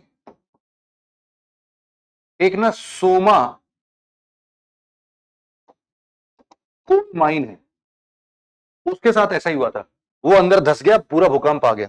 सिमिलरली जैसे हम एक्सप्लोजिव अर्थक्वेक की बात कर रहे हैं, तो चाइना की बात बताता हूं, 2015 में एक तियानजिन जगह था, तियानजिन, इसको हम लोग क्या बोल रहे हैं भाई, इसका एग्जांपल अगर मैं देना चाहूं तो एक जगह था तियानजिन, ये क्या था भाई, चाइना के अंदर में, कब की बात है, 2015 की बात है।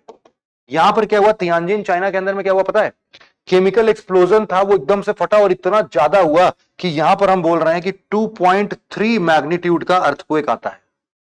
बहुत दूर 80 किलोमीटर तक इसके भूकंप झेले गए, मतलब ट्रेमर्स देखे गए थे।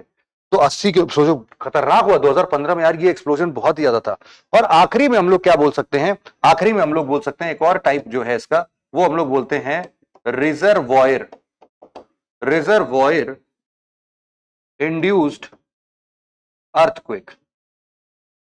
अब जैसे मान लो कि कहीं पर ना डैम बना दिया तुमने यार, ये तो बहुत ही मुश्किल की चीज है ना। देखो पहले कुछ नहीं था, हमने क्या किया, यहां पर बेटा एक ना डैम कंस्ट्रक्ट कर दिया, ऐसे डैम कंस्ट्रक्ट कर दिया।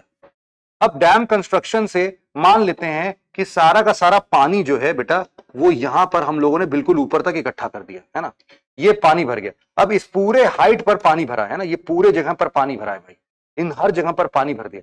अब यहां का जो जमीन होगा, तुम खुद सोचो, पानी भाई साहब 1000 लीटर का अगर टैंकर तुम्हारे सामने छत पर लगा होता है, उसको हिलाने के लिए तुमको 10 इंसान की जरूरत पड़ेगी। तुमने इतना पानी भर दिया भाई साहब इसके अंदर। एग्जाम्पल के तौर पर इंडिया में तुम देख सकते हो कि एक ना महाराष्ट्र में है बेटा क्या, कोयना डैम है। कोयना डैम कहां पर है, महाराष्ट्र में है।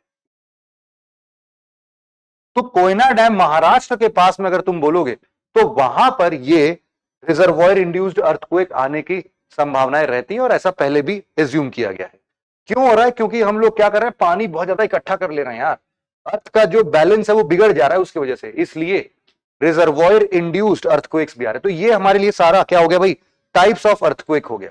अब जरा हम लोग बस अर्थक्वेक के बारे में एक आखिरी चीज और पढ़ लेते हैं कि इसको मेजर कैसे करते हैं। जैसे मैंने बताया ना भी 2.3 मैग्नीट्यूड का अर्थक्वेक आया था, तो इसका मतलब क्या है, जरा हम ये समझने की कोशिश कर रहे हैं कि मेजरमेंट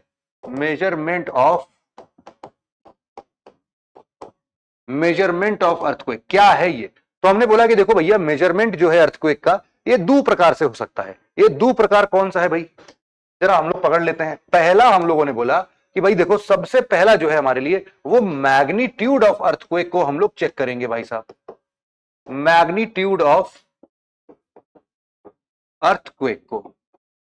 और इसके लिए हम लोगों ने बोला कि एक स्केल हम लोग निकालते हैं, उस स्केल का नाम है क्या बेटा, Richter scale.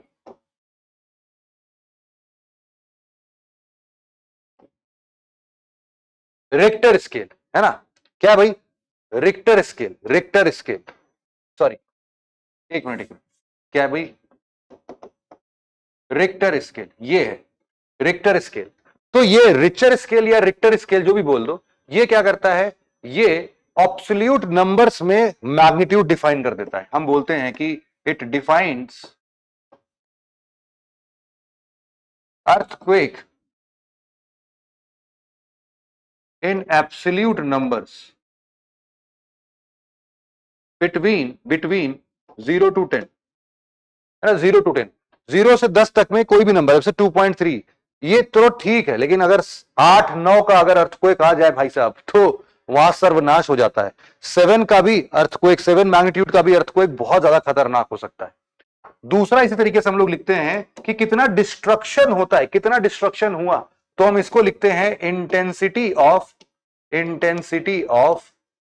Earthquake, intensity of earthquake. ये क्या कह रहा है भाई, इंटेंसिटी ऑफ अर्थक्वेक। इसके लिए हमने बोला कि देखो एक स्केल का इस्तेमाल कर सकते हो तुम, इसका नाम लिख सकते हैं हम लोग क्या, मर्कैली स्केल।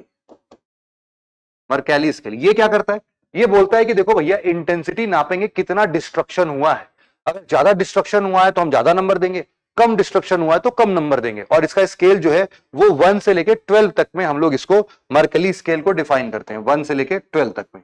ये कितना डिस्ट्रक्शन हुआ, अमाउंट ऑफ डिस्ट्रक्शन कॉस्ट, हम लोग मेजर द विजिबल डैमेज, इसको कैसे लिख सकते हो आप लोग, it measures the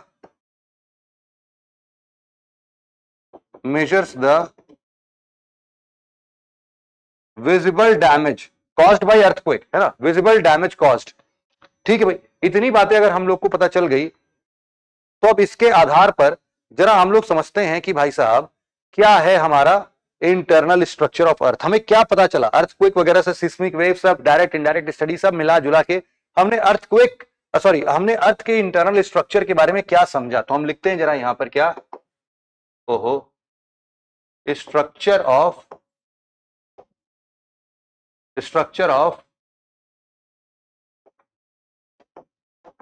earth's interior, structure of earth's interior. अब जरा इसको समझने के लिए हम लोग अर्थ के कुछ बेसिक डायग्राम्स के बारे में जरा हम लोग समझते हैं। सबसे पहले हम ऐसा बना लेते हैं, हम लोग लिखते हैं जैसे मान लो कि कहीं पहाड़ वहाड़ है ना, कहीं प्लेट्यू है और कहीं पर क्या है, ओशियन है पूरा। और अगर हम लोग इसके क्रस्ट की बात करते हैं तो क्रस्ट जितना ऊपर दिखता है वैसा ही नीचे भी होता है ना, ऐसा हमें हमारे लिए सी लेवल बेटा, सी लेवल क्या है, ये देखो यहां पर पानी भरा है ना, ये पानी भरा है, ये मान लो समुद्र है कोई, है ना, और ये जो तुम देख रहे हो ये तुम्हारे लिए क्या है बेटा, क्रस्ट है। सबसे पहले इंटीरियर स्ट्रक्चर को अगर तुम डिफाइन करना चाहते हो बेटा तो हम मान लेते हैं कि ये क्या है, हमारा अर्थ है। और अर्थ के अगर हम एक सेगमेंट को देखें, एक सेगमेंट, सॉरी हम सेंटर ले लेते हैं इसके लिए क्या, ये सेंटर है। तो अगर हम इसके अर्थ के एक सेगमेंट को देखते हैं तो हम अर्थ को मोटा मोटा 3 हिस्सों में डिवाइड करते हैं। कौन कौन सा हिस्सा है समझना जरा। यहां पर हम इस वाले रीजन को बोलते हैं क्या, कोर। इसके ऊपर जब हम लोग ये वाला रीजन देखते हैं, इसको हम लोग बोल देते हैं क्या, इसको हम लोग बोल देते हैं मैंटल। और इसके ऊपर जो तुम्हें ये वाला हिस्सा दिख रहा है, ये वाला हिस्सा, इसको हम लोग बोल देते हैं क्रस्ट। तो अर्थ को मोटा मोटा क्रस्ट, मैंटल और कोर के अंतर्गत में हमने डिफाइन किया है ना, क्रस्ट, मैंटल और कोर। अब हम इसी को, अब ये तो भाई बहुत ही सस्ता जवाब हो गया है ना, लेकिन सस्ता जवाब नहीं चाहिए हमें, क्या चाहिए, मोटा बढ़िया जवाब चाहिए। तो अब हम लोग क्या कर रहे हैं, इसी तिकोने को ही हम जरा और डिटेल में पढ़ने की कोशिश कर रहे हैं। Now you get the point. हम बोल रहे हैं कि कुछ कुछ जरा चीजें बाद में हम लोग समझते हैं। सबसे पहले हम लोग मानते हैं कि ये जो तिकोना होगा वो कुछ ऐसा होगा। अब आगे आगे धीरे धीरे हम लोग बढ़ते चलेंगे, है ना, बारी बारी से पढ़ते हैं, सेंटर तक कभी नहीं पहुंचते, थोड़ा ऊपर ही ऊपर हम चीजों को देखते हैं। हम लोग लिखते हैं कि देखो भाई, जो ये ऊपर का हिस्सा है इसको हम लोग क्या बोलते हैं, इसको हम लोग क्या बोलते हैं, इसको हम लोग बोल देते हैं क्रस्ट। यहां पर जरा अगर मैं तुमको इसके बारे में कुछ ऐसा दिखा दूं कि ये देखो भाई, ये वाला जो हिस्सा है इसको हम लोग क्या बोल रहे हैं भाई, इसको हम लोग बोल दे रहे हैं क्रस्ट। और क्रस्ट में भी 2 प्रकार है ना, यहां जो ओशियन के नीचे है ये वाला हिस्सा, ये हमारे लिए क्या बन गया, ओशनिक क्रस्ट बन गया। और बाकी का हिस्सा क्या बन गया, वो कॉन्टिनेंटल क्रस्ट बन गया। है दोनों क्रस्ट ही, है ना। तो हम लोग क्या लिखते हैं, इस वाले को लिख देते हैं, इस वाले को लिख देते हैं, इस वाले को लिखते हैं कॉन्टिनेंटल क्रस्ट, और इस वाले को लिख देते हैं क्या, ये है हमारे लिए ओशनिक क्रस्ट। देखो एक बात का ध्यान देना जरा, कि जो हमारा कॉन्टिनेंटल क्रस्ट है, जहां पर भी हम जैसे माउंट एवरेस्ट और ये सब देख रहे हैं, तो मतलब क्रस्ट हमारा गहराई में भी बहुत है भाई। जितना ऊंचा इमारत उतना स्ट्रांग बेस भी तो होना चाहिए उसका। तो अर्थ इस चीज को मेंटेन करता है बेटा।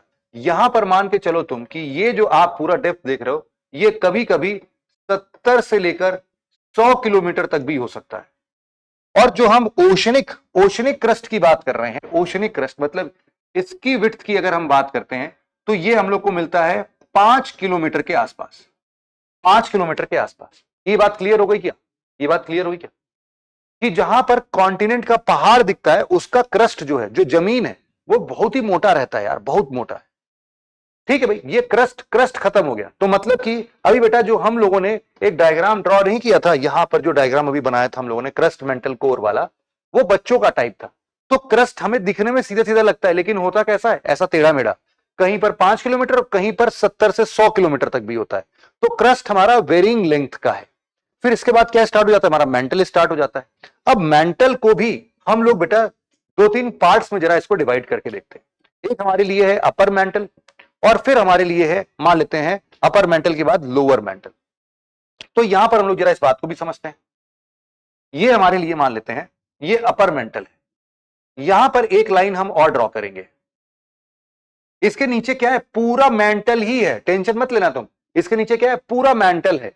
लेकिन यहां तक की डेप्थ जो है हम कंसीडर करते हैं कितना, 100 किलोमीटर, 100 किलोमीटर के आसपास। ठीक है भाई, और ये है तो मेंटल, या फिर हम यूं बोले ये अपर मेंटल होगा, है ना। यहां पर हम मान लेते हैं यार कि ये कैसा होगा, हम मान लेते हैं कि ये अपर मेंटल होगा कहीं ना कहीं, ये वाला हिस्सा जो है, ऐसा हम मान लेते हैं यहां तक। और ये वाला हिस्सा, जो इतना पूरा हिस्सा हम देख रहे हैं, ये पूरा हिस्सा बेटा क्या है, अपर मेंटल है। क्या है भाई, अपर मेंटल है। हम जरा इसको ऐसे कर लेते हैं यहां पर, और हम लिख भी देते हैं यहां पर कि यहां से लेकर यहां वाला हिस्सा जो है, इसको हम लोग क्या बोल देते हैं बेटा, ये है हमारे लिए अपर मेंटल। अब तो याद रहेगा। और इसके नीचे जो हम देख रहे हैं, इसके नीचे जो हम देख रहे हैं, उसको हम लोग एक्सटेंड कर देते हैं, उसको हम लोग एक्सटेंड कर देते हैं, और लिख देते हैं कि यहां तक हमारे लिए क्या है भैया, ये है हमारे लिए, मान लेते हैं lower mental.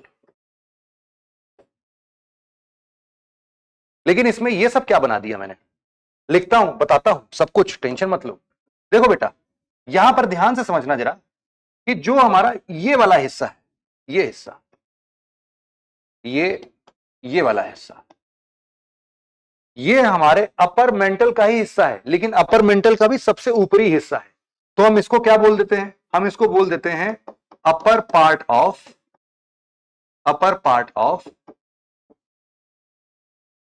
Upper mantle, simple, upper part of upper mantle. उसके नीचे ये क्या चीज है बेटा, ये बहुत ही शानदार चीज है, बहुत ही ज्यादा शानदार। हम बोल सकते हैं कि ये 400 किलोमीटर तक के डेप्थ की बात हो रही है। 100 से 400 किलोमीटर के डेप्थ की जब भी बात हो रही है, यहां पर हमारे लिए कैसा है, ये जो पूरा जोन आप देख रहे हो, ये बेटा सेमी मोल्टेन स्ट्रक्चर में है। पूरा सॉलिड नहीं है, पूरा लिक्विड पानी जैसा भी नहीं है, लेकिन सेमी मोल्टेन है। जैसे जेली लाइक स्ट्रक्चर हम बोल सकते हैं, जेली खाते हो ना, जस्ट जेली, वैसा समझ लो, ऐसा गुदगुद करने वाला। तो ये हमारे लिए कहलाता है बेटा क्या, एस्थेनोस्फीयर। एस्थेनोस्फीयर, एस्थेनोस्फीयर ये कैसा स्ट्रक्चर है, ये है बेटा semi molten structure. Semi molten, या फिर इसको क्या लिख सकते हैं, सेमी सॉलिड। अगर आपके मन में ये सवाल दुविधा आ रहा है कि सर अगर सेमी सॉलिड है तो इसका मतलब है कि इससे एस वेव पास नहीं करेगा, नहीं नहीं ऐसा नहीं है बेटा। सॉलिड मतलब सॉलिड, सेमी सॉलिड भले क्यों ना हो, तो एस वेव पास तो करेगा, रिफ्रैक्ट होके पास करेगा, और क्या, डेंसिटी डिफरेंस आएगा इसमें। तो यहां पर हमारे लिए ये लेयर है एस्थेनोस्फीयर। अच्छा, अब एक चीज के बारे में बस मैं आपको और छोटी सी इंफॉर्मेशन देता हूं, जिसका आप सुन के बहुत ही इंजॉय करोगे। इंजॉय क्या करोगे, मतलब अच्छी इंफॉर्मेशन मिल जाएगी बेटा। जो ये वाला हिस्सा है, 100 किलोमीटर का हिस्सा जो हम बोल रहे थे ना, इसी को हम लोग बोलते हैं क्या, लिथोस्फीयर। क्या बोलते हैं, लिथोस्फीयर। इस लिथोस्फीयर में क्या क्या आ गया, हमने बोला देखो सर, क्रस्ट आया सबसे पहले तो, और क्रस्ट में भी हमने क्या बोला, कॉन्टिनेंटल क्रस्ट भी आया और हमारे लिए ओशनिक क्रस्ट भी आया। और इसके साथ साथ और क्या आया, हमने बोला कि upper part of upper mantle भी आ गया। ओह माय गॉड, लिथोस्फीयर में, अच्छा वो भी काउंट होता है, ओह अब समझ में आया, अच्छा इसको लिथोस्फीयर बोलते हैं। तो जो 100 किलोमीटर का अपना पूरा रेंज है, उसको क्या बोल देते हैं हम, लिथोस्फीयर। और ये लिथोस्फीयर एक्चुअल में आगे चल के भी अगली क्लास में हम लोग पढ़ेंगे कि ये एस्थेनोस्फीयर के ऊपर तैरता है। क्या करता है भैया, तैरता है। लिथोस्फीयर एस्थेनोस्फीयर के ऊपर पूरा तैरता है, ये 100 किलोमीटर का ब्लॉक पूरा तैरता है। अच्छा, एस्थेनोस्फीयर सेमी सॉलिड स्ट्रक्चर में है, सेमी सॉलिड स्ट्रक्चर में है। अब या सेमी सॉलिड बोल दो इसको, या फिर सेमी मोल्टेन बोल दो, है ना। सेमी सॉलिड, या इसको आप लोग क्या बोल सकते हैं, और सेमी मोल्टेन भी बोल सकते हैं, सेमी मोल्टेन। अच्छा, अब इसके नीचे की अगर हम बात करते हैं, तो हमारे लिए ये वाला जो हिस्सा है, इस वाले हिस्से को हम क्या बोल रहे हैं, ये वाला हिस्सा हमारे लिए बेटा, ये वाला हिस्सा है हमारे लिए लोअर मेंटल। लोअर मेंटल, देखो जो लोअर मेंटल है, इसकी शुरुआत होती है बेटा 700 किलोमीटर से, और गहराइयों में जाता जाता ये 2900 किलोमीटर का गहरा हो जाता है। अब ये तो हमने बोला कि सेमी मोल्टेन स्टेज पर है, लेकिन जो तुम्हारा ये वाला हिस्सा है, इसको हम लोग क्या बोलते हैं, इसको हम लोग ऐसा बोल देते हैं, ये है हमारे लिए कैसा, ये है हमारे लिए सॉलिड। ये कैसा हमारा सॉलिड, लोअर मेंटल कैसा है हमारा, सॉलिड है ना। देख रहे हो, ये भी सॉलिड होगा, ये एस्थेनोस्फीयर सेमी सॉलिड होगा। ये बीच में थोड़ा सा एक लेयर आता है बेटा, ट्रांजिशन पीरियड है ये, एक तरीके से आप ऐसा बोल सकते हो, ट्रांजिशन पीरियड है।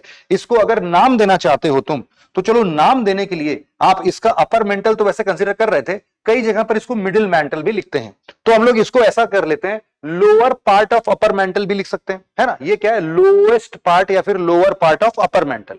फिर क्या आ गया हमारा, लोअर मेंटल आ गया। अब क्रस्ट मेंटल, अब नीचे इसके बाद क्या आएगा बेटा, बोर्ड खत्म हो गया है, तो इसीलिए मैं अब कोन की शुरुआत यहां से कर दे रहा हूं, है ना। यहां पर हम लोगों ने क्या देखा, यहां पर देखा अभी, यहां पर हमने देखा 2900 किलोमीटर। इसके ऊपर क्या था बेटा, इसके ऊपर क्या था, मेंटल था। ये पूरा क्या चल रहा है, मेंटल चल रहा है ना, सॉलिड वाला मेंटल। अब यहां पर ये हमने बना दिया बेटा कोर, लेकिन कोर में दो चीजें, कोर में बेटा एक ये वाला हिस्सा, इसको हम लोगों ने क्या बोला, इसको हम लोगों ने बोला आउटर कोर है, ये आउटर कोर। और ये जो आउटर कोर है, ये आउटर कोर बेटा क्या है, लिक्विड है। अरे बाप रे बाप, लिक्विड है क्या आउटर कोर, अरे इसीलिए तो पी वेव छितरा गया था और एस वेव तो इसके आगे गया ही नहीं। यही तो हमने पढ़ा था कि कोर का आउटर हिस्सा क्या होगा, कोर का आउटर हिस्सा होगा बेटा वेव वाला, इसके लिए हम लोग बोल रहे हैं।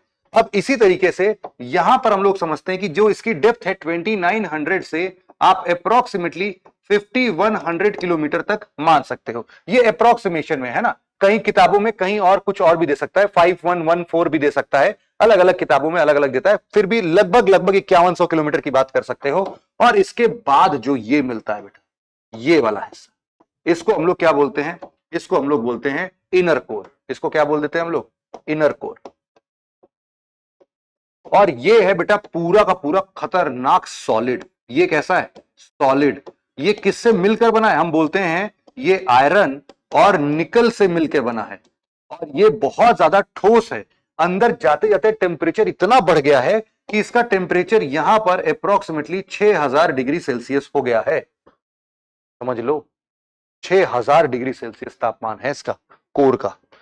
तो इस तरीके से तुम अब इसको थोड़ा सा और अच्छे तरीके से समझ सकते हो, है ना। इतनी बातें तो समझ ही लोगे यार, और क्या, इतना तो समझ लोगे। ये दो चीजों को तुम कंबाइन कर लो। तुम्हारा कॉपी लंबा होता है तो तुम उसी के नीचे ही ड्रॉ कर लेना। मेरे पास बोर्ड जो है वो हॉरिजॉन्टल में, इसलिए मैंने दो पार्ट में बना दिया, बस इतना ही था। तो स्ट्रक्चर ऑफ अर्थ इंटीरियर हमें समझ में आया क्या, स्ट्रक्चर ऑफ अर्थ इंटीरियर समझ में आया क्या। ये क्या है, लिथोस्फीयर में crust, upper upper part of upper mantle, फिर नीचे पड़े तो यहां पर इस तरीके से हम लोगों ने डिफाइन कर दिया, है ना।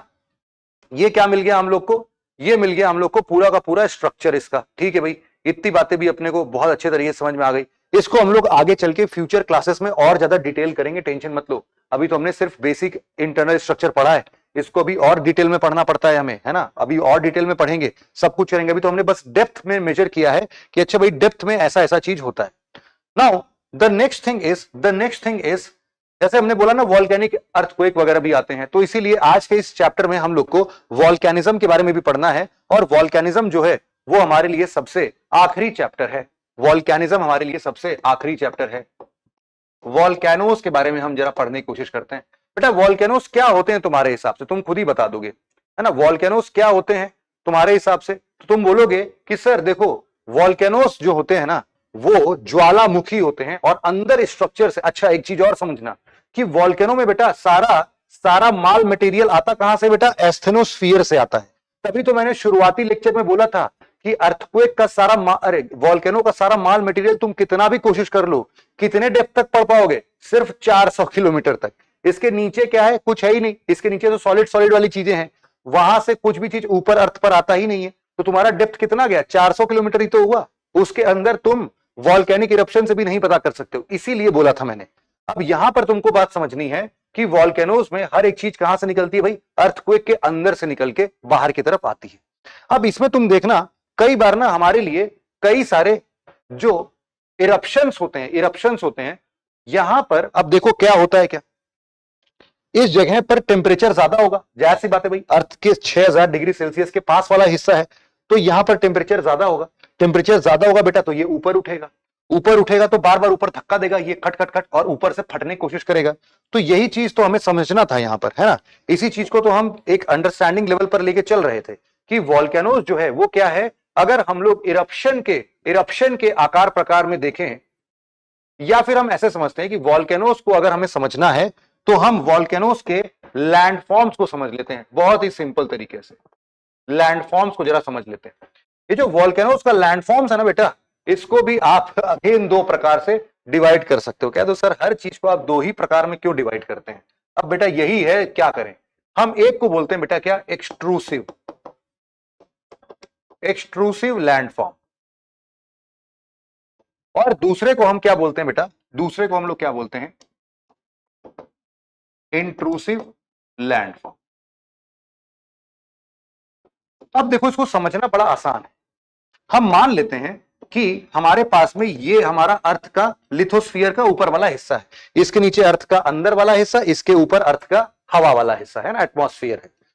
तो क्या होगा धीरे धीरे, कभी कभी यहां पर हमने बोला कि इसके 400-200 किलोमीटर के नीचे हम लोग क्या देख रहे होंगे, एस्थेनोस्फीयर देख रहे होंगे।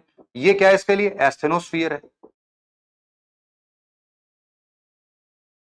एस्थेनोस्फीयर। ये कई बार एस्थेनोस्फीयर से कोई ना कोई मोल्टेन मैग्मा, इसको क्या बोलते हैं बेटा, मोल्टेन मैग्मा। मोल्टेन मैग्मा जो है कभी कभी बाहर निकल जाता है ना, बाहर निकलकर बेटा कई बार यहां पर एक बड़े हिस्से में जम जाता है। हाँ भाई क्या हो गया, ये यहीं पर जम गया। मतलब देखो ये लैंडफॉर्म कब बनता है, लैंडफॉर्म तभी बनता है जब ये मोल्टेन मैग्मा या तो अर्थ के अंदर जम जाए या फिर अर्थ के बाहर आके जम जाए। इसी को हम लोग क्या बोलते हैं, लैंडफॉर्म बोल देते हैं। तो मान लेते हैं कि अर्थ के अंदर जम गया, कई बार इसके ऊपर भी ये कहीं से निकला, तो बगल बगल में कहीं जगह पर ये ऐसे ऐसे जहां जहां पर इसको स्पेस मिला तो ये वहां वहां पर क्या करता है, वहां वहां पर जम जाता है ना, ऐसे ऐसे इस स्ट्रक्चर में जम जाता है।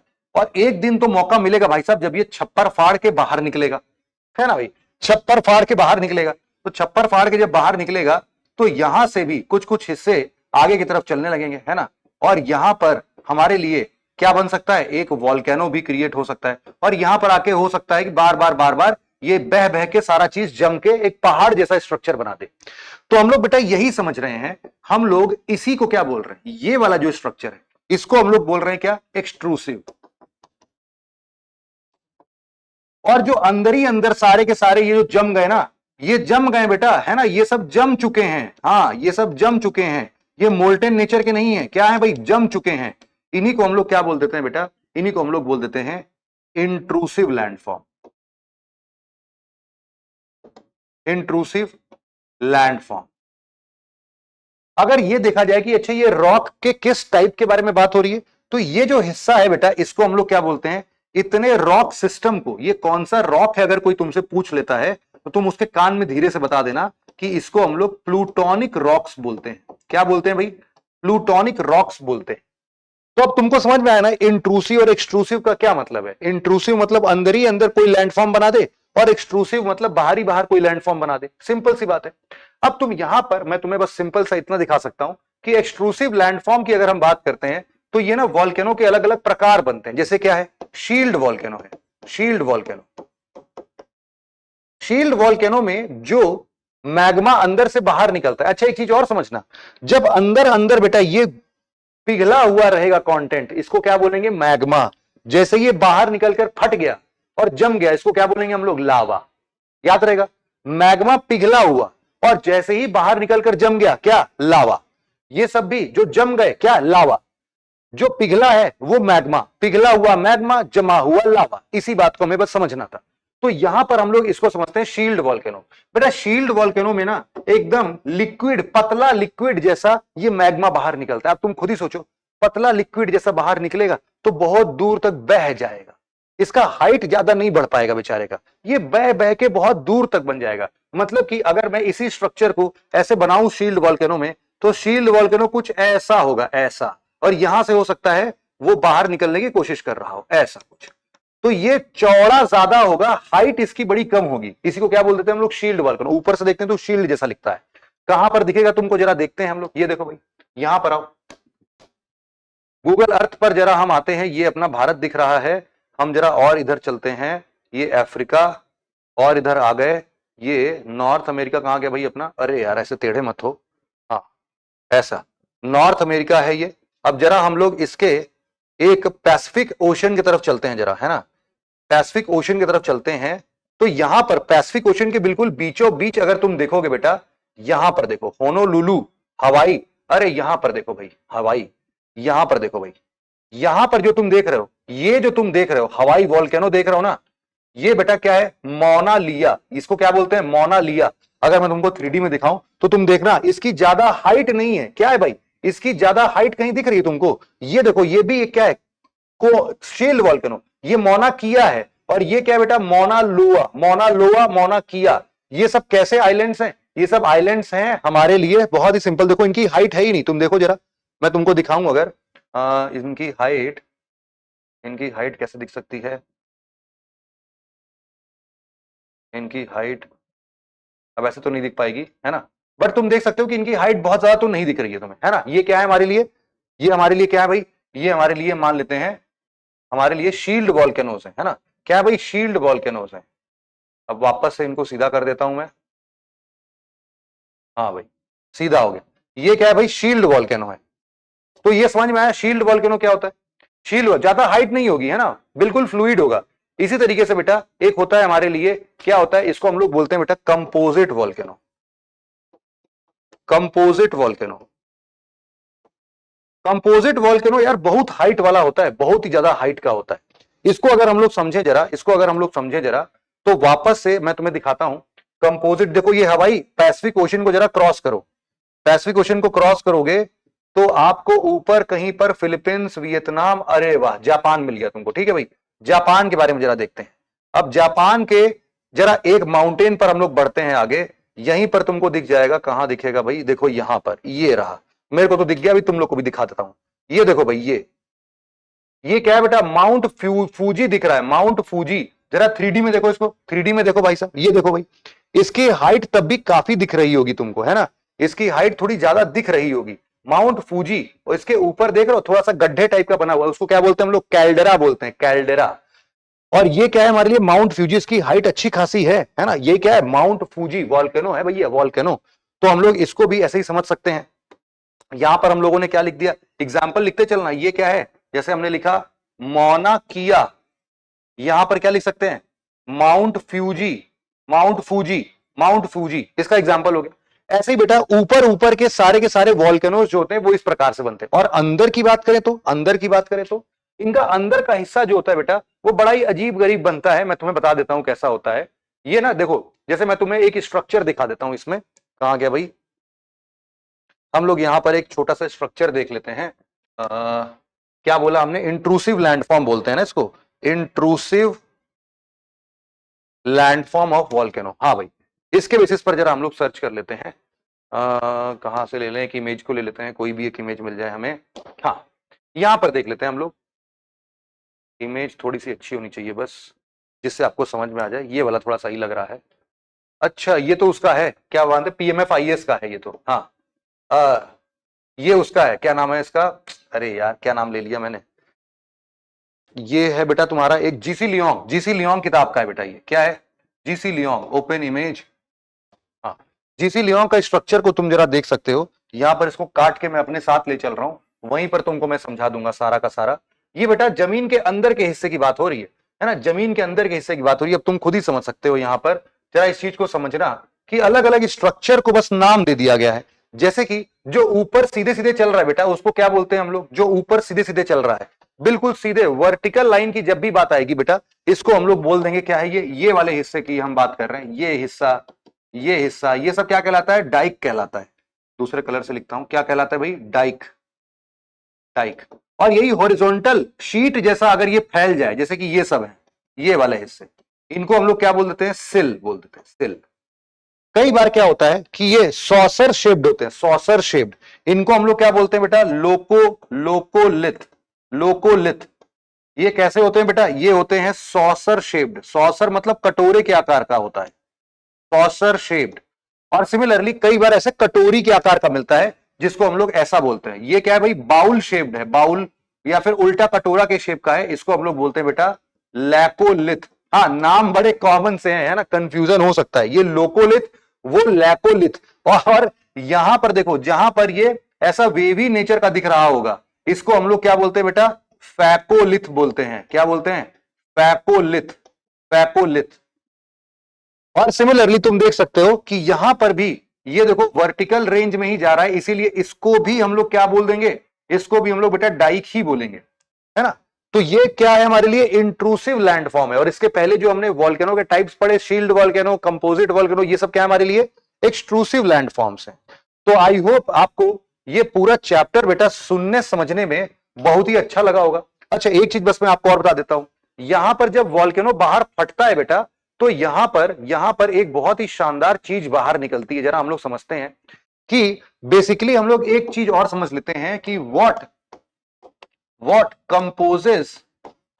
Composes magma. मतलब कि जब वॉल्केनिक इरप्शंस बाहर फटता है तो वहां से निकलता क्या क्या है। तो हम सबसे पहले नंबर पर लिखते हैं बेटा, क्या इसमें लिखते हैं, पायरोक्लास्टिक, पायरोक्लास्टिक मटेरियल्स। अब ये पायरोक्लास्टिक मटेरियल्स क्या होते हैं, यहां पर देख सकते हो भाई, जैसे कि तुम देख रहे हो, ये क्या है, वॉल्केनिक ऐश, धुआं धुआं, लैपिली देख सकते हो, लैपिली, लैपिली क्या होता है बेटा, ऐसे जले हुए पत्थर के छोटे छोटे टुकड़े होते हैं, है ना। यहां पर देख सकते हो तुम, इन्हीं को क्या बोल रहे हैं हम लोग, लैपिली बोल रहे हैं। कई बार वॉल्केनिक बॉम्ब्स बोलते हैं भाई साहब, ये बहुत बड़े बड़े पत्थर होते हैं ना। तुम बोल सकते हो कि ये कितने 6-6 सेंटीमीटर एक एक, ये कितने 6-6 इंच के भी हो सकते हैं। तो यहां पर 2 से 2.5 इंच के बारे में, या फिर ऐसा तुम बोल सकते हो, इसको क्या बोलते हैं हम लोग, वॉल्केनिक बॉम्ब्स। ये तो बहुत ही छोटे होते हैं, बहुत ही छोटे, 2 mm से 64 mm के आसपास में होते हैं, बहुत ही छोटे छोटे होते हैं। वॉल्केनिक ब्लॉक्स, लैपिली, वॉल्केनिक ऐश, मतलब कि यहां पर अगर हम लिखना भी चाहें तो हम लोग लिख सकते हैं कि यहां से धुआं धुआं निकल सकता है, ऐश एंड डस्ट निकल सकते हैं अंदर ही अंदर से। और क्या निकल सकता है भाई? पायरोक्लास्टिक मटेरियल क्या है? यही है पायरोक्लास्टिक मटेरियल। इसके अलावा बेटा हमारे पास में कुछ नाइट्रोजन के कंपाउंड्स मिल सकते हैं, नाइट्रोजन कंपाउंड्स। और साथ ही साथ यहां पर मिल सकता है हमारे लिए क्या? सल्फर के कंपाउंड्स मिलते हैं। हमेशा याद रखना, जब भी अंदर से कभी भी कोयले की जलन होगी या फिर अंदर से कोई भी बाहर कोई चीज ऐसा वॉल्केनिक इरप्शन टाइप का निकल रहा होगा, उसमें नाइट्रोजन और सल्फर के कंपाउंड्स पक्का होंगे ही होंगे, कोई रोक ही नहीं सकता है। इसके अलावा भी हम बोल सकते हैं कि इसके अंदर बेटा देखो जैसे क्या मिल सकता है? क्लोरीन मिल सकता है, आर्गन मिल सकता है, ऐसे कई सारे और भी गैसेस मिल सकते हैं। जैसे तुम इसमें बोल सकते हो हाइड्रोजन मिल सकता है, हाइड्रोजन गैस भी इसके अंदर हो सकता है, और भी बड़े सारी चीजें यहां पर निकल सकती है। बट मोटा मोटा यही सब चीजें यहां से निकलती हैं। अब तुम्हारे लिए बेटा एक यूपीएससी का क्वेश्चन दे देता हूं मैं। ये क्वेश्चन बेटा तुमको सॉल्व करना है, नीचे कमेंट सेक्शन बताना है। ये यूपीएससी 2024 का सवाल है। ये यूपीएससी 2024 का सवाल है। नीचे कमेंट सेक्शन में मुझे फटाफट से बताओ और फिर से लिखना बेटा क्या कि गर्दा उड़ा दिया सर। यहां पर देखो वॉल्केनोस के और भी टाइप्स यहां पर हैं, इनके बारे में बस तुम सिंपली देख सकते हो। और आज के इस लेक्चर में बस इतना ही था। आशा करता हूं कि आपको बड़ा मजा आया होगा। नीचे फिर कमेंट सेक्शन में लिख देना कि मजा आ गया सर, मजा आ गया सर। बहुत रात हो गई है बेटा, तुमको बता देता हूं कि 12 बज रहा है रात में, और अभी मैं इसको रिकॉर्ड कर रहा हूं। सुबह से क्लास ले रहा था 8 बजे से, और रात के 8-9 बजे तक क्लास थी। अब उसके बाद अभी मौका मिला है तो फिर से 10 बजे से 12 बजे के बीच में आपके लेक्चर को रिकॉर्ड कर रहा हूं, जिससे कि कल की क्लास मेरी थोड़ी सही चली जाए, और कल की बाकी क्लास भी बहुत ज्यादा है। तो बहुत ही मजा आया मुझे तो ये क्लास लेने में, बहुत ही मजा आया। आपको भी अगर मजा आया तो नीचे लिख दो कमेंट सेक्शन में कि मजा आ गया, गर्दा उड़ा दिया सर आपने, और हमें भी सब कुछ समझ में आ गया। बेसिक अगर आपको समझ में आ रहा है बेटा, ऐसे ही ज्योग्राफी के कॉन्सेप्ट हम लोग अलग लेवल पर समझेंगे जब हम अपने एडवांस क्लासेस को भी पढ़ेंगे तो। ठीक है, बेसिक क्लियर होना चाहिए बस आपका, है ना? इसी के साथ आपको मैं अलविदा कहता हूं। Thank you so much for listening it very patiently friends. Have a nice day, take care, bye bye and जय हिंद।